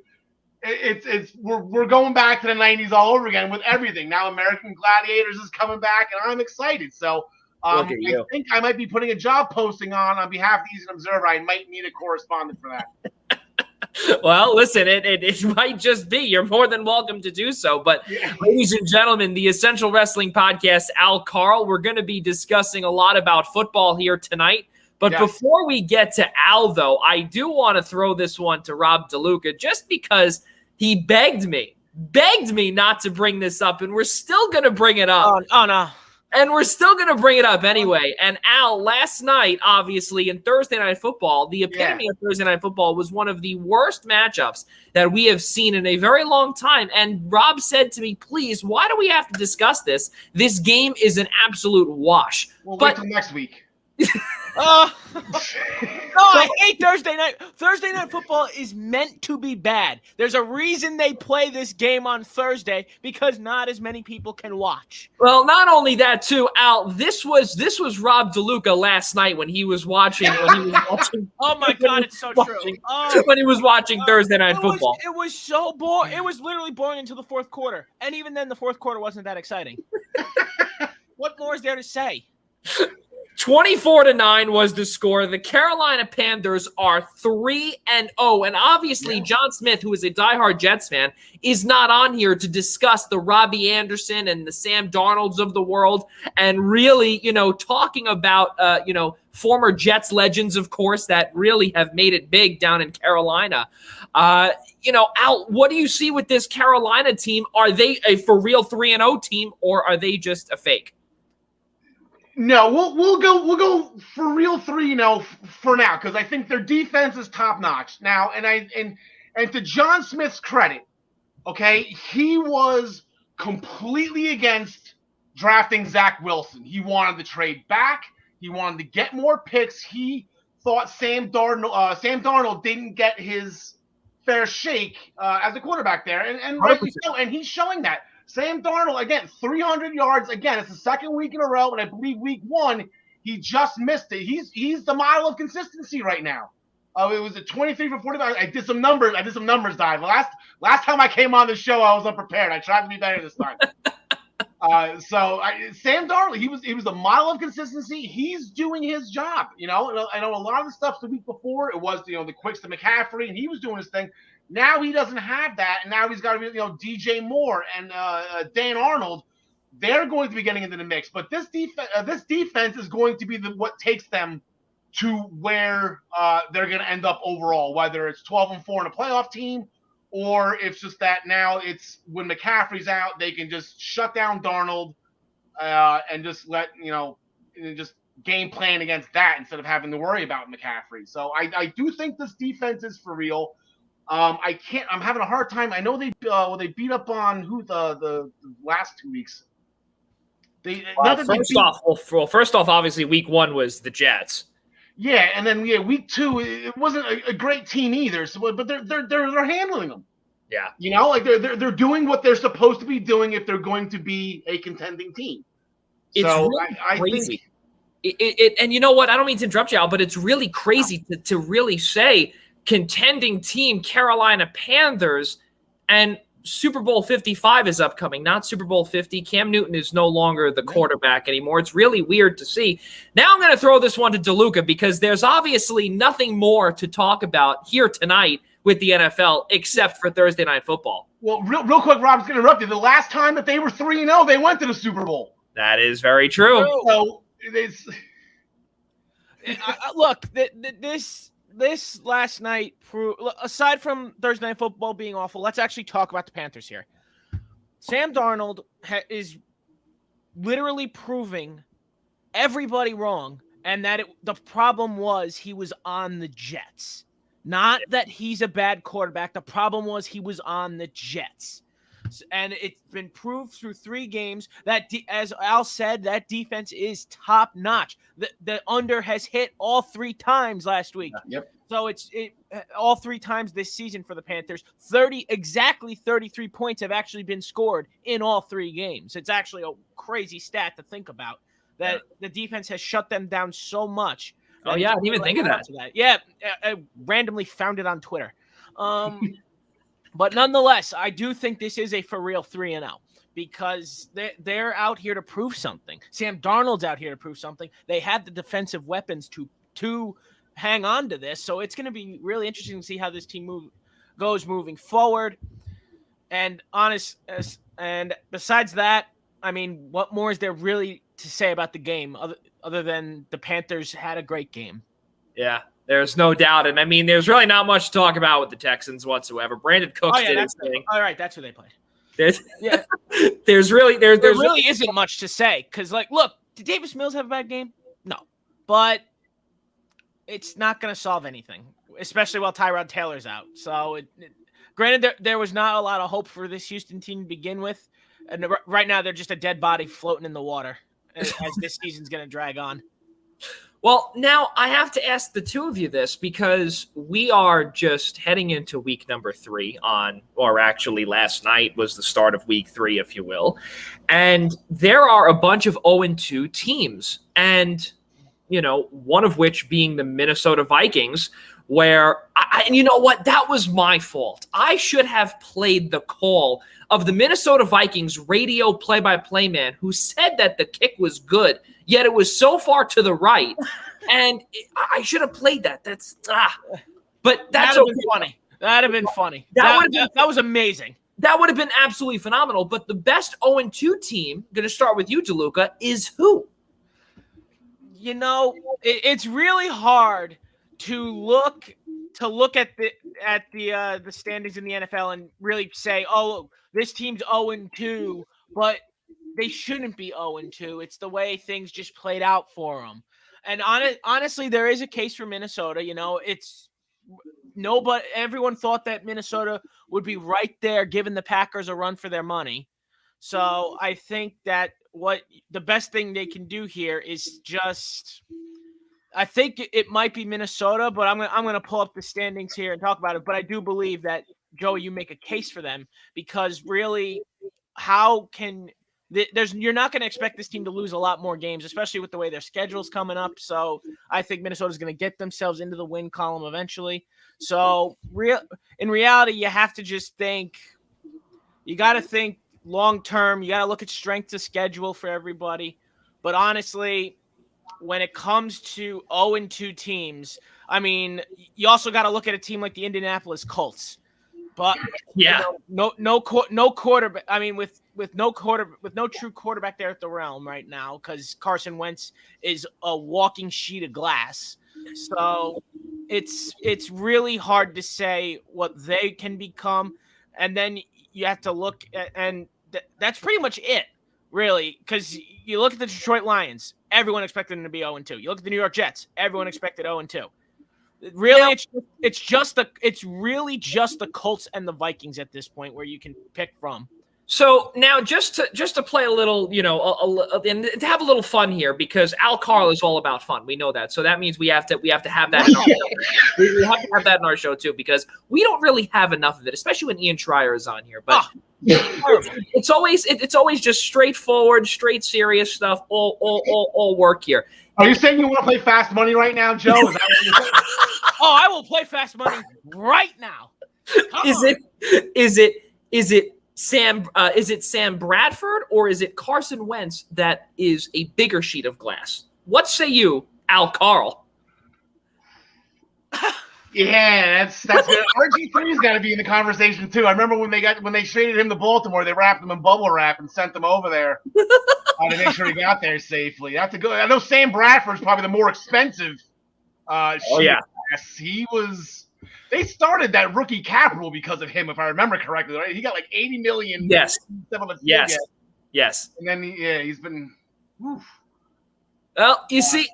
I mean, you think to yourself that, now we've got Carson Wentz leading this Colts team that, people thought, well, there could be some fire behind Ryan Tannehill and the Titans. Could they potentially have that, that little spark between Wentz and Frank Reich where, they could potentially get back to 2017 form where, yes, the Eagles went to the Super Bowl. They won it. They won it with Nick Foles when Carson Wentz, he had an MVP-like season until he blew out his ACL at the LA Coliseum. But before we get to that, our producer, who is just over that way, he actually pulled up the video of that botched call from this past Sunday with Minnesota. Let's take a look. High snap, put down. Joseph, come on! It is good! No, he missed it. Good. Are you kidding me? He missed it right. He missed it right. Oh, my heavens. Oh. Well, I mean, this man actually said, "Come on," with all the hope in the world that this kick was good, and it's so. That's the greatest thing I've ever seen in my life. And also, Let's talk about this for a second. You said the best 0-2 team. How about a shocking 2-0 team like the Arizona Cardinals? Yeah. Yeah. What a beautiful thing that is for them. Granted, they won because, kickers. That's just it. Kickers. That's all. Take that for whatever context you want. Kickers. Welcome to the NFL. But the crazy part is that this is something that we brought up, DeLuca, just a few weeks ago when we were going through our NFL previews, and we said that the NFC West is obviously the best division in all of football. There's no doubt about it. When you look, Arizona, LA, San Francisco, Seattle, and every single team is either 500 or above. Granted, we're only 2 weeks in, heading into week 3. But the bottom line is that Arizona was supposed to really be either 0-2, 1-1, not starting off 2-0. And they also completely, as we've said this word multiple times throughout the show with Burnside as well as Granger, they put the kibosh on the Tennessee Titans, who were supposed to be Super Bowl contenders. Al Carl, who do you see or what do you see, I guess, that you look forward to the most heading into week 3? I got 4 games here. Actually, the 2 ones that are they're primetime games. But I'm saying this is what I'm watching, I guess, is how I'm putting this. At For 1 sure. o'clock, I'm a diehard Patriots fan. Alf's got his hat on. Ted's got his hat on. We're ready to roll. But honestly, just looking at the game, even objectively, I honestly do believe that the Saints and the Patriots is probably one of the more interesting 1 o'clock games that is out there. So I love watching the Saints play. I love we watched the preseason game. Watched Jameis those 2 drives. Yes, I know Jacksonville. Yes, preseason. But the Saints are gonna. Jameis will be okay. Jameis can still throw it as far as whatever. As long as somebody's there to catch it, Jameis will be fine. And it's someone that's not on the opposing team, of course. Yeah, sometimes it does go to the other team. Yes, but. So it's a benchmark game. I consider the Saints, they're a benchmark team. This is going to tell me as a Patriots fan, okay, where is this team really at? Okay, they've had 2 division games, and the Dolphins, that's an evenly matched game. Those games are always going to go either way. The Jets are going to jet. So this is a benchmark game for me. Now, for the Saints, on the other hand, they have a very tough defense, so they're going to be testing Mac Jones, not to mention, where was Alvin Kamara last week? Yeah. So, Alvin Kamara, I believe, I had 8 rushes for 5 yards, okay? That's not going to fly. Now, the problem is, and this is where, as a Patriots fan, I'm a little concerned, they are notoriously bad at run defense. Yes. So, if you have an upset Alvin Kamara, who got shut down last week and got embarrassed, he's going to try to run all over him. But the thing is, Belichick, you always take away their best thing. They're going to try to shut down. Now that Drew Brees isn't around and Michael Thomas isn't around, they're going to gun for Kamara. So I believe that's a very interesting game on both sides of the ball. And then the 4:30 game, I don't think the entire nation is going to be watching the Bucs and the Rams. There's really nothing that is going on at 4:30 that is going to interrupt. I don't care what team you're a fan of. Set up 2 teams or red zone or whatever, you're going to want to see Tom Brady. It's going to be their first ever road game. They got to fly across country. So that's always got to be something taken into consideration. I know Tom's a California guy. He feels at home out there. But I loved the Rams before. I love the Rams with Matt Stafford. I think this is just slinging it because Stafford won me over when he kicked Culpepper off the field with a dislocated shoulder. And he won the game for him on the last play. So Stafford's been up here for me ever since then. And he's always on the top of all the fantasy lists. He's always throwing for 350 and 3 touchdowns, and they lose. Stafford can sling it, and that's why the Rams gave up as much as they did, because I think that's the piece that was missing with Goff. Even though Goff did get him there, but they got shut down. Probably the greatest defensive Super Bowl of all time, not the most boring. So those are the 2 games I'm watching. Obviously, then the Sunday night Packers and Niners. Rodgers, he's just getting beaten to the ground about what happened 2 years ago in the NFC Championship game. So he's fired up. And then Monday night, Monday night, I'm not an NFC East guy. Stop it. But when you have the Cowboys and the Eagles, I have a lot of fans, friends that are fans of both teams. I just sit back like the Michael Jackson meme with the popcorn, and I just watch them go at it on Facebook as the game's going on. And I guess Rob doesn't like either of those teams. But the thing is, Rob's a Giants fan. He's a Giants fan. One giant loss, right? This is going to be a statement game for Dak and the Cowboys. Dak is going to have the bright lights, the big stage, and he needs to just stomp out the Eagles in order for anybody to take them seriously now. It's really crazy that when you said your 4:00 game was Tampa and LA, I don't understand you, Al, because I don't know, the best game of the day is on Jets and Broncos. Jets Broncos, right? I mean, I do have an invested interest in that game, and you will see that upcoming when we start. Right, and very funny hint. I do too, and I think actually our entire squad has vested interest in that. But in all seriousness, though, you said it perfectly too. As DeLuca was sitting back and yawning and sleeping on Monday night, as he'd rather watch Seinfeld on TBS instead of Monday Night Football. Especially wrong with that. You better believe nothing wrong with that whatsoever. And he'd rather do that than watch his two most hated teams because he wants them to tie. DeLuca, what are your thoughts on those four games, or 3 games rather? I think it was 3 or 4 games that Al said. And what are you looking forward to the most heading into week 3?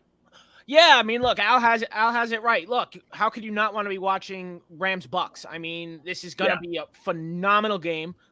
NFC Championship preview, highly likely. Yes. So it's got all the hype. SoFi Stadium, Palace, gorgeous place. I would love to get to a game out there one day.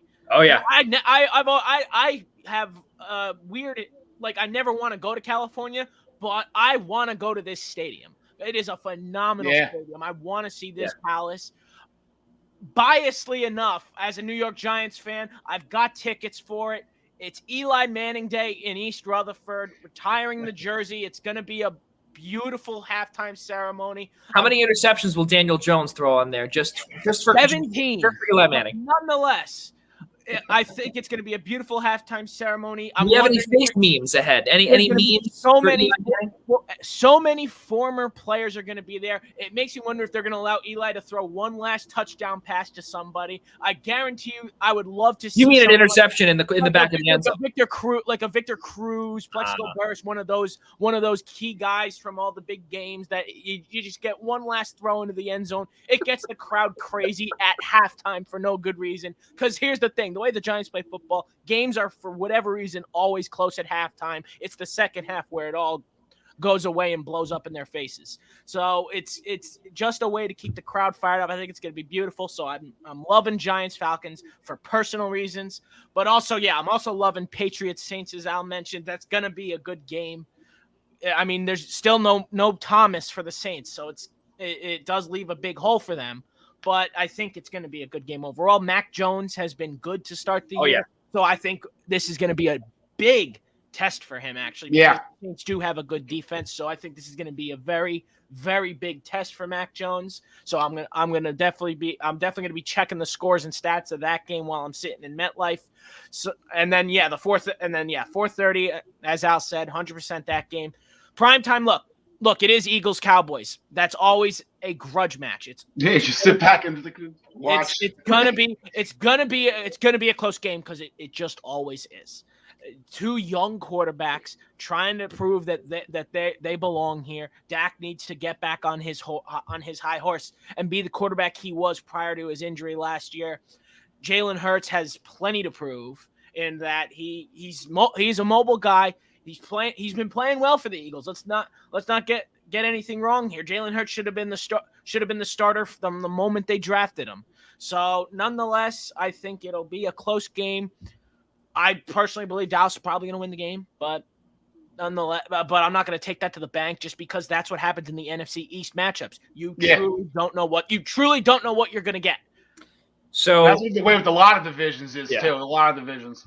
And it's very funny that you bring up the Saints earlier, both of you actually, because this is actually one of two games that I really have one of three games that I have my eye on. And why? Because I think that this game for both teams is massive, especially when you've got Miami still lingering, obviously. Yes, they did get completely shut out 35-0 against the Bills, but they're still a team to watch for. We got to see it last year. They did well towards the end with Tua Tagovailoa. He's going to be out for a while. The Deshaun Watson trade chatter might pick up because Tagovailoa is out for a few weeks, so we might get to hear that.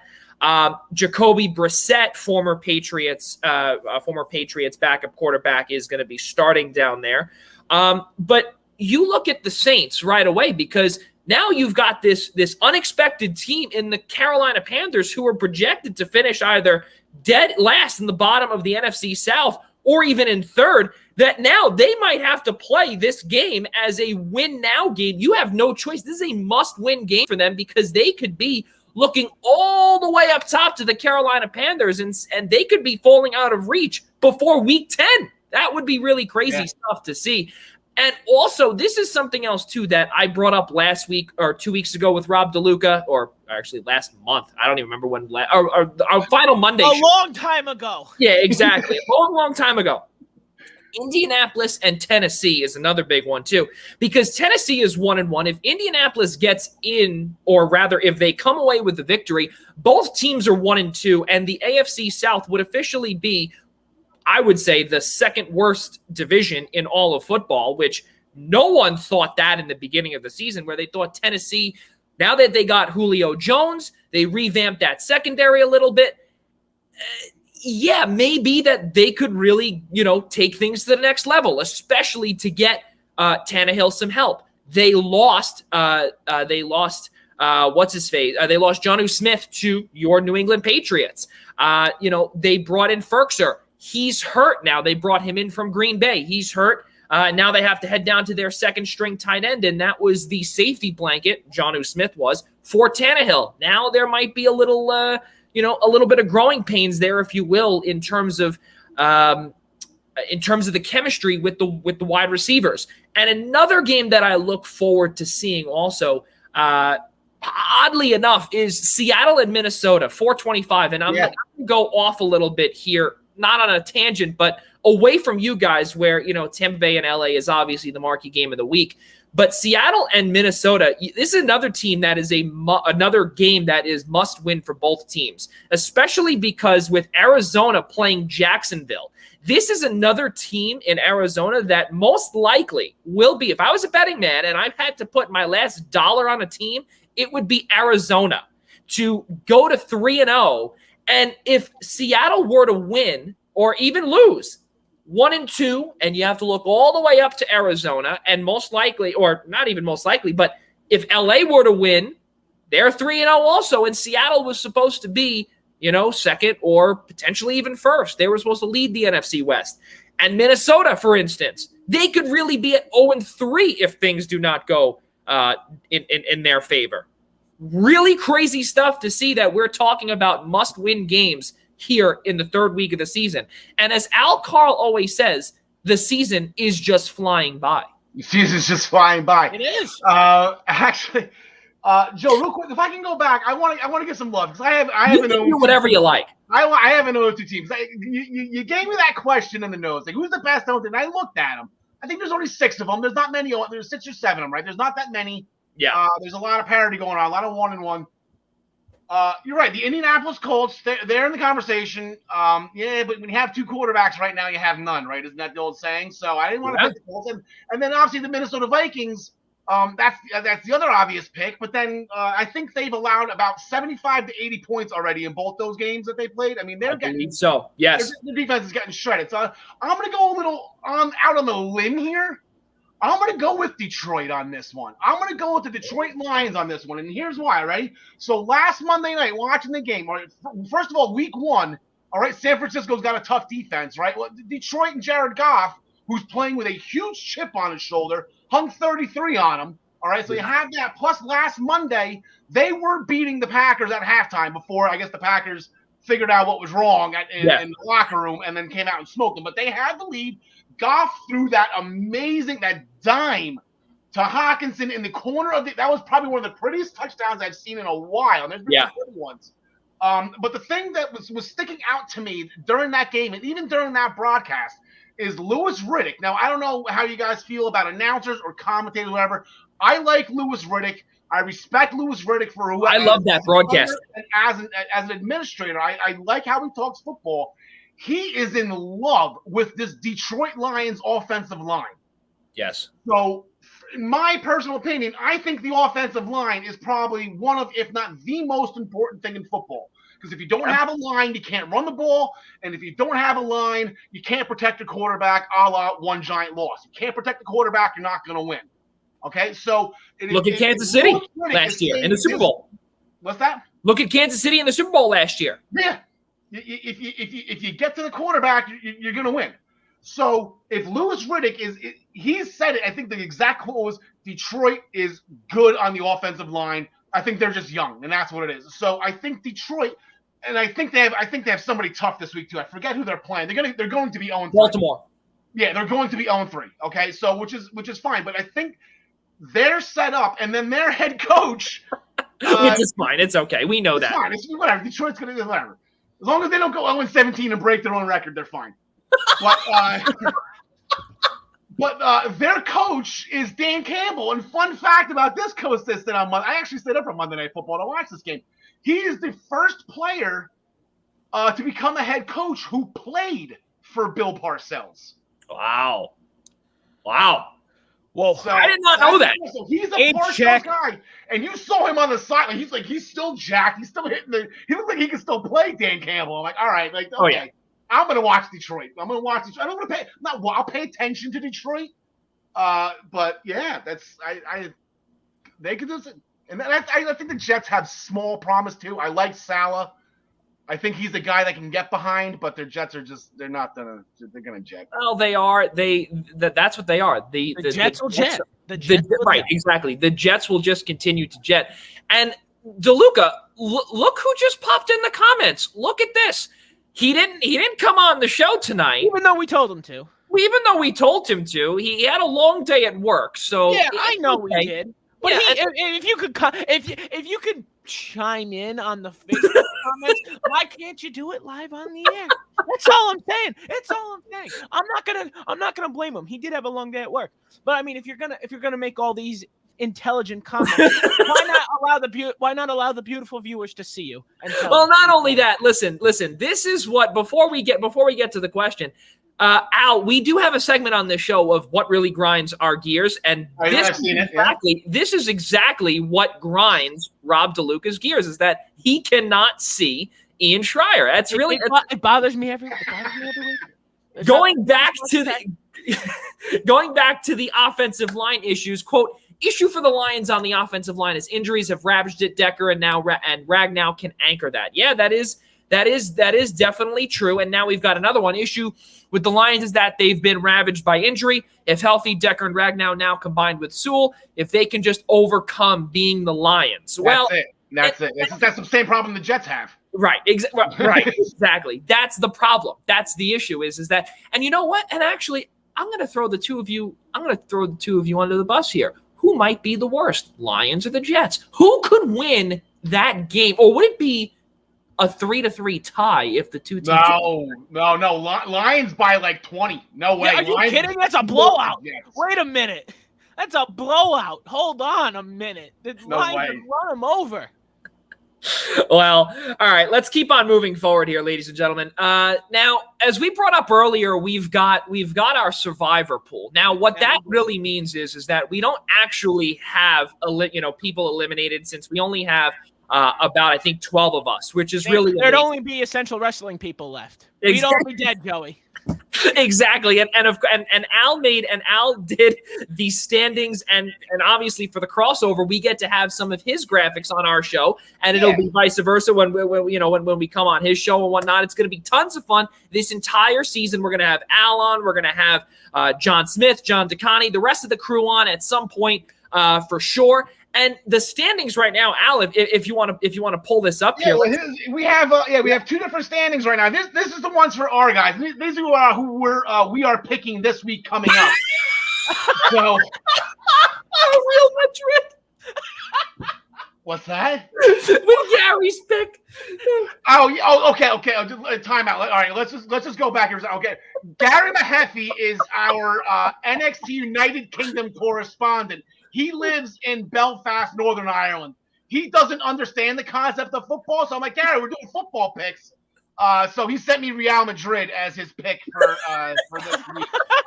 So we're trying with Gary. It's a little bit confusing.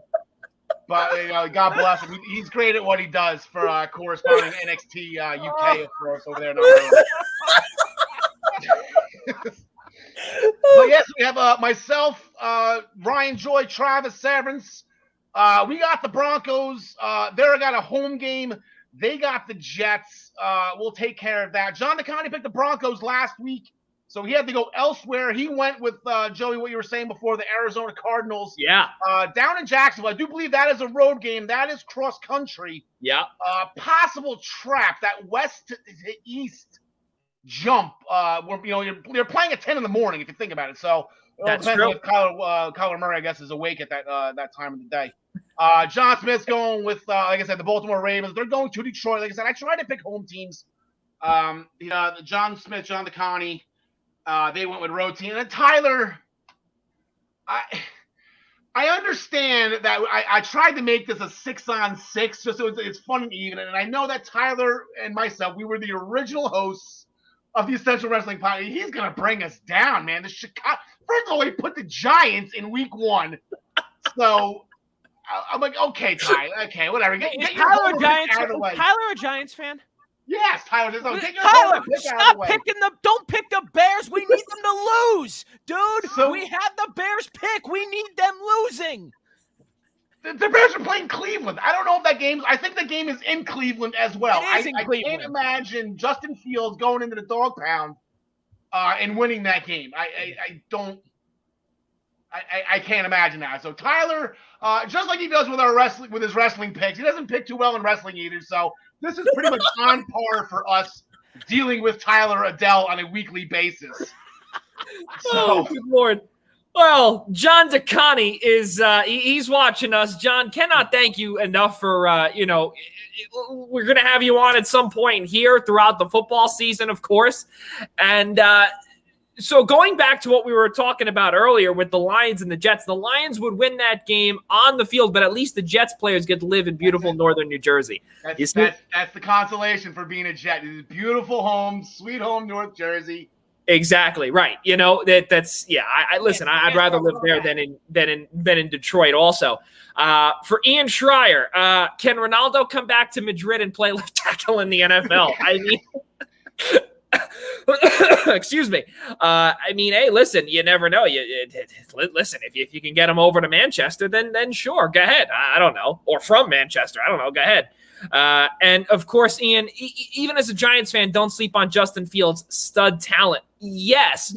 But as Al said, though, going into the dog pound, it does, and especially now, this is not Cleveland anymore. This is Believeland. Okay, this is a completely different team now. And all joking aside, though, yes, Baker Mayfield did get hurt last week. But we will see how he's able to come back from the minor injury that he sustained. Can he be able to, propel this team over the Bears that won nicely last week against the Bengals, which, by the way, I chose the Bengals because they look good. Joe Burrow looked good. It looked good in week number 1. Well, the Vikings are the best 0-2 team in football. So, I mean, that's, if they beat the Vikings, then the Bengals are obviously good. You see, Rob DeLuca, let us get to your pick because now we've got Al's pick, who's the Broncos. My pick is the Broncos as well. And Rob DeLuca's pick is who? It's tough because, there's not going to be a lot of opportunities where I can pick a certain team because there's really not a whole lot of questions on whether or not they're going to win football games or not. You have to pick the Atlanta Falcons against your Giants because I would too. No, you see, no, I wouldn't. You see, I'd go the other way. It's a special day, but I gotta keep the primetime rundown numbers up. So I'm gonna also go with the Denver Broncos because we simply got to keep the numbers up. Look at these standings. I mean, look at this. We simply have to get our numbers up. We are getting killed out here. It's a disaster. So for the sake of keeping the primetime rundown in the game, I am going to also go with the Denver Broncos. Okay, so now and just watch now. This week for all of us, the Jets are going to win. And yeah, I know this is where the part where it happens. This is also where the Giants win. The one week where I could have picked them and didn't. And it'll never work again. Yeah, you know what? Atlanta, they tried to give Tampa a run for their money last week. Matt Ryan was playing motivated, and then they got blown out there. But the Falcons have no defense. The Falcons don't have a defense. They don't. They don't. Exactly. They throw 48. Yeah, 2 pick sixes didn't help either. But they're That should be an interesting game, actually, the Falcons and the Giants. Ian makes a point here. Maybe I should have just gone opposite of Joey. Blame Jarzynka. Who is he picking? I am picking the Denver Broncos, but then right after that, DeLuca, you could pull that one up. What does Ian say after? Gave us his pick. Did he just give us his pick? I think he did. He so did. He absolutely just did. He said Vegas. I got a question. Okay, now I got a question. There we go, Al. Are we already trusting the Raiders? I mean, I know they're playing great, but I'll say this: they're the worst undefeated team alive right now. They're definitely the worst undefeated team in football. The Cardinals, no. The Cardinals are a shock, but the worst undefeated team right now is definitely the Vegas Raiders. Those are 2 big wins, though. They have. They're massive. I couldn't believe. I didn't have them winning either of them, and they won them both. Our last point here, our last 2 points, rather, from Ian. Burrow looked good, nearly blew a big lead to Minnesota.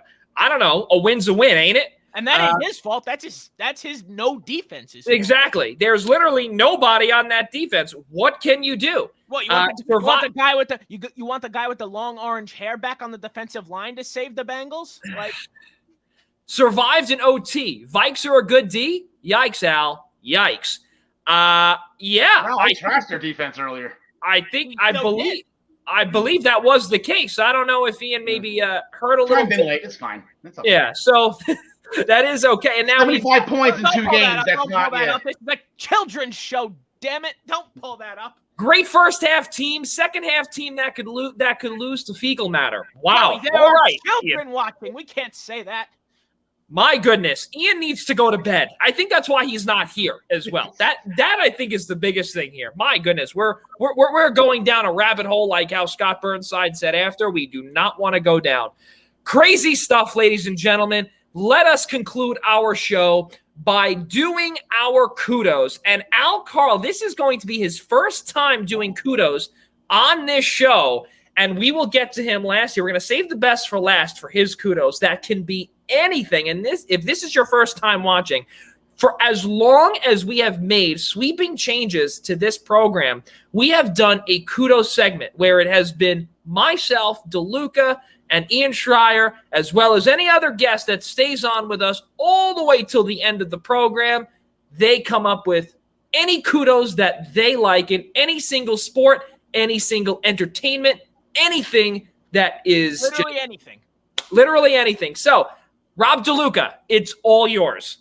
Yeah, well, a very special announcement came out the other day from I got to throw to Barstool Sports here. Barstool Sports announced the other day that they are in April of 2022. They are launching a massive hockey tournament for professionals, Olympians, college players can all get together for a week. It's a week-long tournament. It's going to be great. Not all the details are out yet. All we know is that's the case. It's in April of 2022. Oh, and the big catch. It is women only. Nice. It is a women's hockey tournament. It is going to be awesome. National Women's Hockey League, the NWHL, the Professional Women's Hockey Association, PWHPA, That's where most of the Olympians play, so that's gonna be beautiful. And then of course the college players that are available at the time, they can come play too. As long as you are a woman that plays hockey, you are welcome at this tournament. And Dave Portnoy, CEO Erica Nardini, look, if you need someone to provide coverage on the cheap, look, I know you're going to go for the big guns, the big sponsors, the big media outlets. But if you need someone on the cheaper side to bring you the broadcasting coverage, I'm in. I want a piece of this action because I see the potential that you guys are investing into the sport of women's hockey. So I want to be a part of that when you inevitably do make a Barstool League for these women. And I want to be a part of it. I have been an advocate of women's hockey for over 6 years now. This sport needs to grow, and I want to be there with you guys when it happens. So good job, Barstool. Way to go. Incredibly proud, and I am ready for April of 2022. And that is so far away, but at the same time, you're going to blink and it's going to be here, and it's going to be a great week.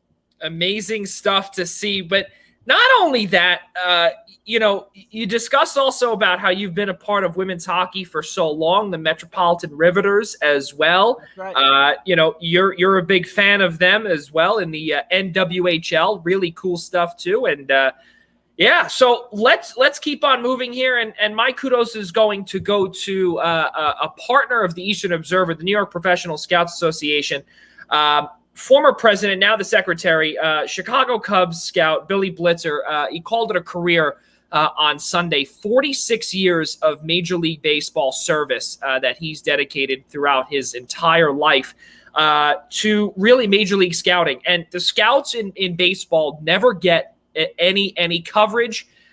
They really get swept under the rug, and it's really unfortunate because a man by the name of Jamie Moyer was discovered by a good friend of mine in Billy Blitzer, and I can't thank him enough for giving me some life lessons as well, but also really showing me the ropes of baseball as well, a little bit here and there. And we've had a ton of great dinners as well that I've attended, and really good stuff there. That he has done for the game of baseball, and really has just been a big advocate to the Chicago Cubs getting their first World Series in 100 plus years. So, like I said, a big congratulations, a big cheers to one of the longest tenured scouts in all of Major League Baseball, in Billy Blitzer. Phenomenal stuff. And now we're going to throw this one to Al Carl. What is his kudos? I have a sneaking suspicion it is something wrestling related. It is not actually wrestling. Oh! It is to a point, because I want to give kudos to my guys, because in the Survivor poll last week, we went a perfect 6-0. We went a perfect 6-0. Even Tyler got his pick correct. So it was shocking. He did. So if you can just real quick, I'll put the standings graphic up. Oh my God. Oh, this is embarrassing. Joe, somebody hacked the show, Joe. Somebody hacked the show. I can't get this off. Oh my God. Oh my goodness. And Joe, you know why he gets to do that? Because look what you did. Look what you did. Look what you did to us. We would have matched them perfectly at 6-0.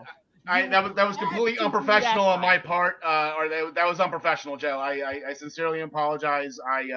I don't care. No, that was good. That's the fun we get to have when Ian's not here, Al. Exactly. That's why we welcome it.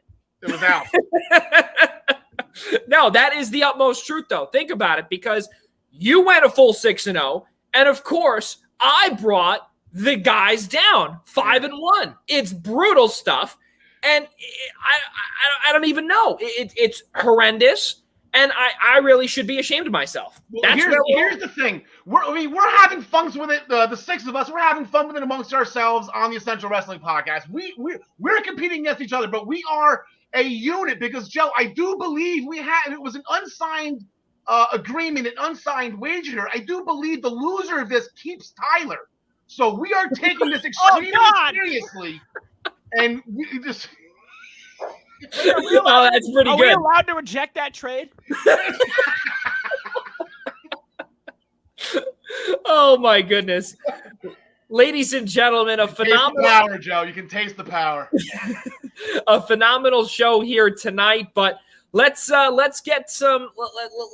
Let's finish the show off with normally what we do here, which will finish things off with what is going to be coming up here on the Essential, or rather, oh my God, on the Eastern Observer and the Essential Wrestling Podcast. We'll get to that in a few short seconds. The Essential Eastern Observer.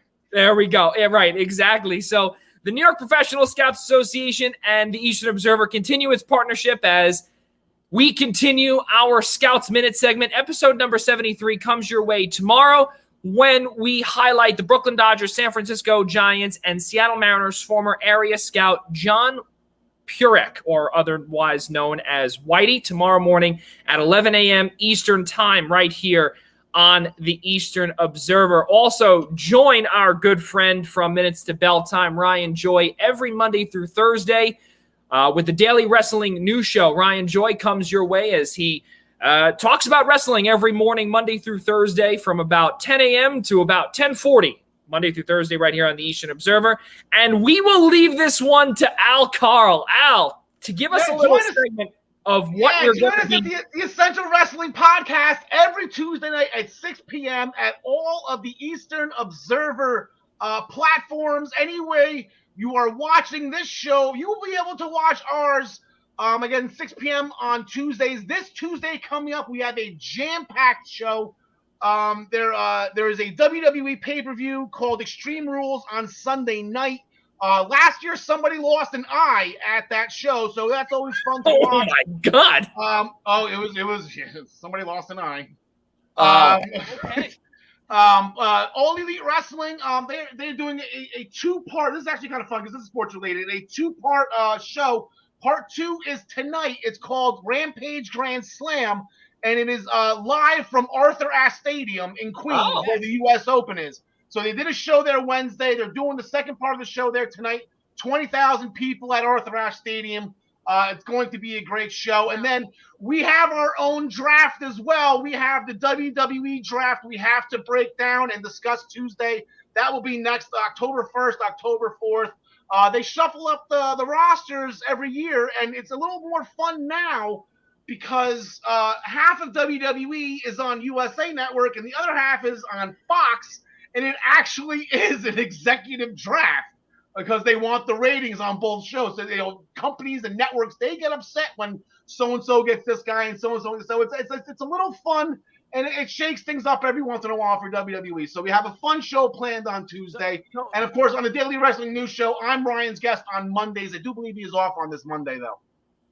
So, Al, did the yes chant from Bryan Danielson come back on Wednesday? Daniel Bryant. No, he came back like his original name, Joey. Get it right. Yeah, that's He is back to his real name of Daniel Bryanson. Bryan Danielson. Did he bring back the yes chant on Wednesday? He is not doing the yes. The crowd is. The crowd's going nuts. Bryan Danielson is leaving Daniel Bryan in WWE. And so he's leaving the yes chant, him doing it. He's leaving that in WWE. He's just being the American Dragon, which was his name before WWE. He's going by his full name now, his real name. You can't use Daniel Bryan anyway because it's trademarked. I'm not sure if the yes chant's trademarked or not. I don't know if you can do that. But, well, the Islanders stole it if it is. So it was it, and I stole it, and here I go ripping off the Islanders, and Joey Jarzynka can vouch for this. At my wedding, the stereotypical thing when you want the bride, the groom to kiss, you tap the champagne glasses, right? Not at my wedding. We did yes chants. Once we heard yes chants from my family and my friends, I puckered up and gave my wife a big one, and it was a lot of fun. A lot of yes chants at my wedding. Unbelievable stuff, ladies and gentlemen. That's really amazing. But we can also have a whole nother episode about Family Feud and Al Carl, and have that in the same sentence too. But let's finish up here, ladies and gentlemen. Be sure to subscribe to our podcast, The Primetime Rundown, by searching The Primetime Rundown on YouTube, Google Play, Apple Podcasts, Spotify, and iHeartRadio. And, of course, a little plug for our good friend Al Carl, too. Be sure to search the Essential Wrestling Podcast, also on the following platforms: Google Play, Apple, the Apple Store, as well as Spotify and iHeartRadio. Al Carl, thank you so much for coming on here, and We're going to conclude our show by saying best wishes to everyone out there, as well as Al Carl, as well as the entire Essential Wrestling Podcast crew. Yep. And from all of us here at the Eastern Observer and the Blackjack Media Group, Rob DeLuca, I'm Joey Jarzynka. We'll see you next time.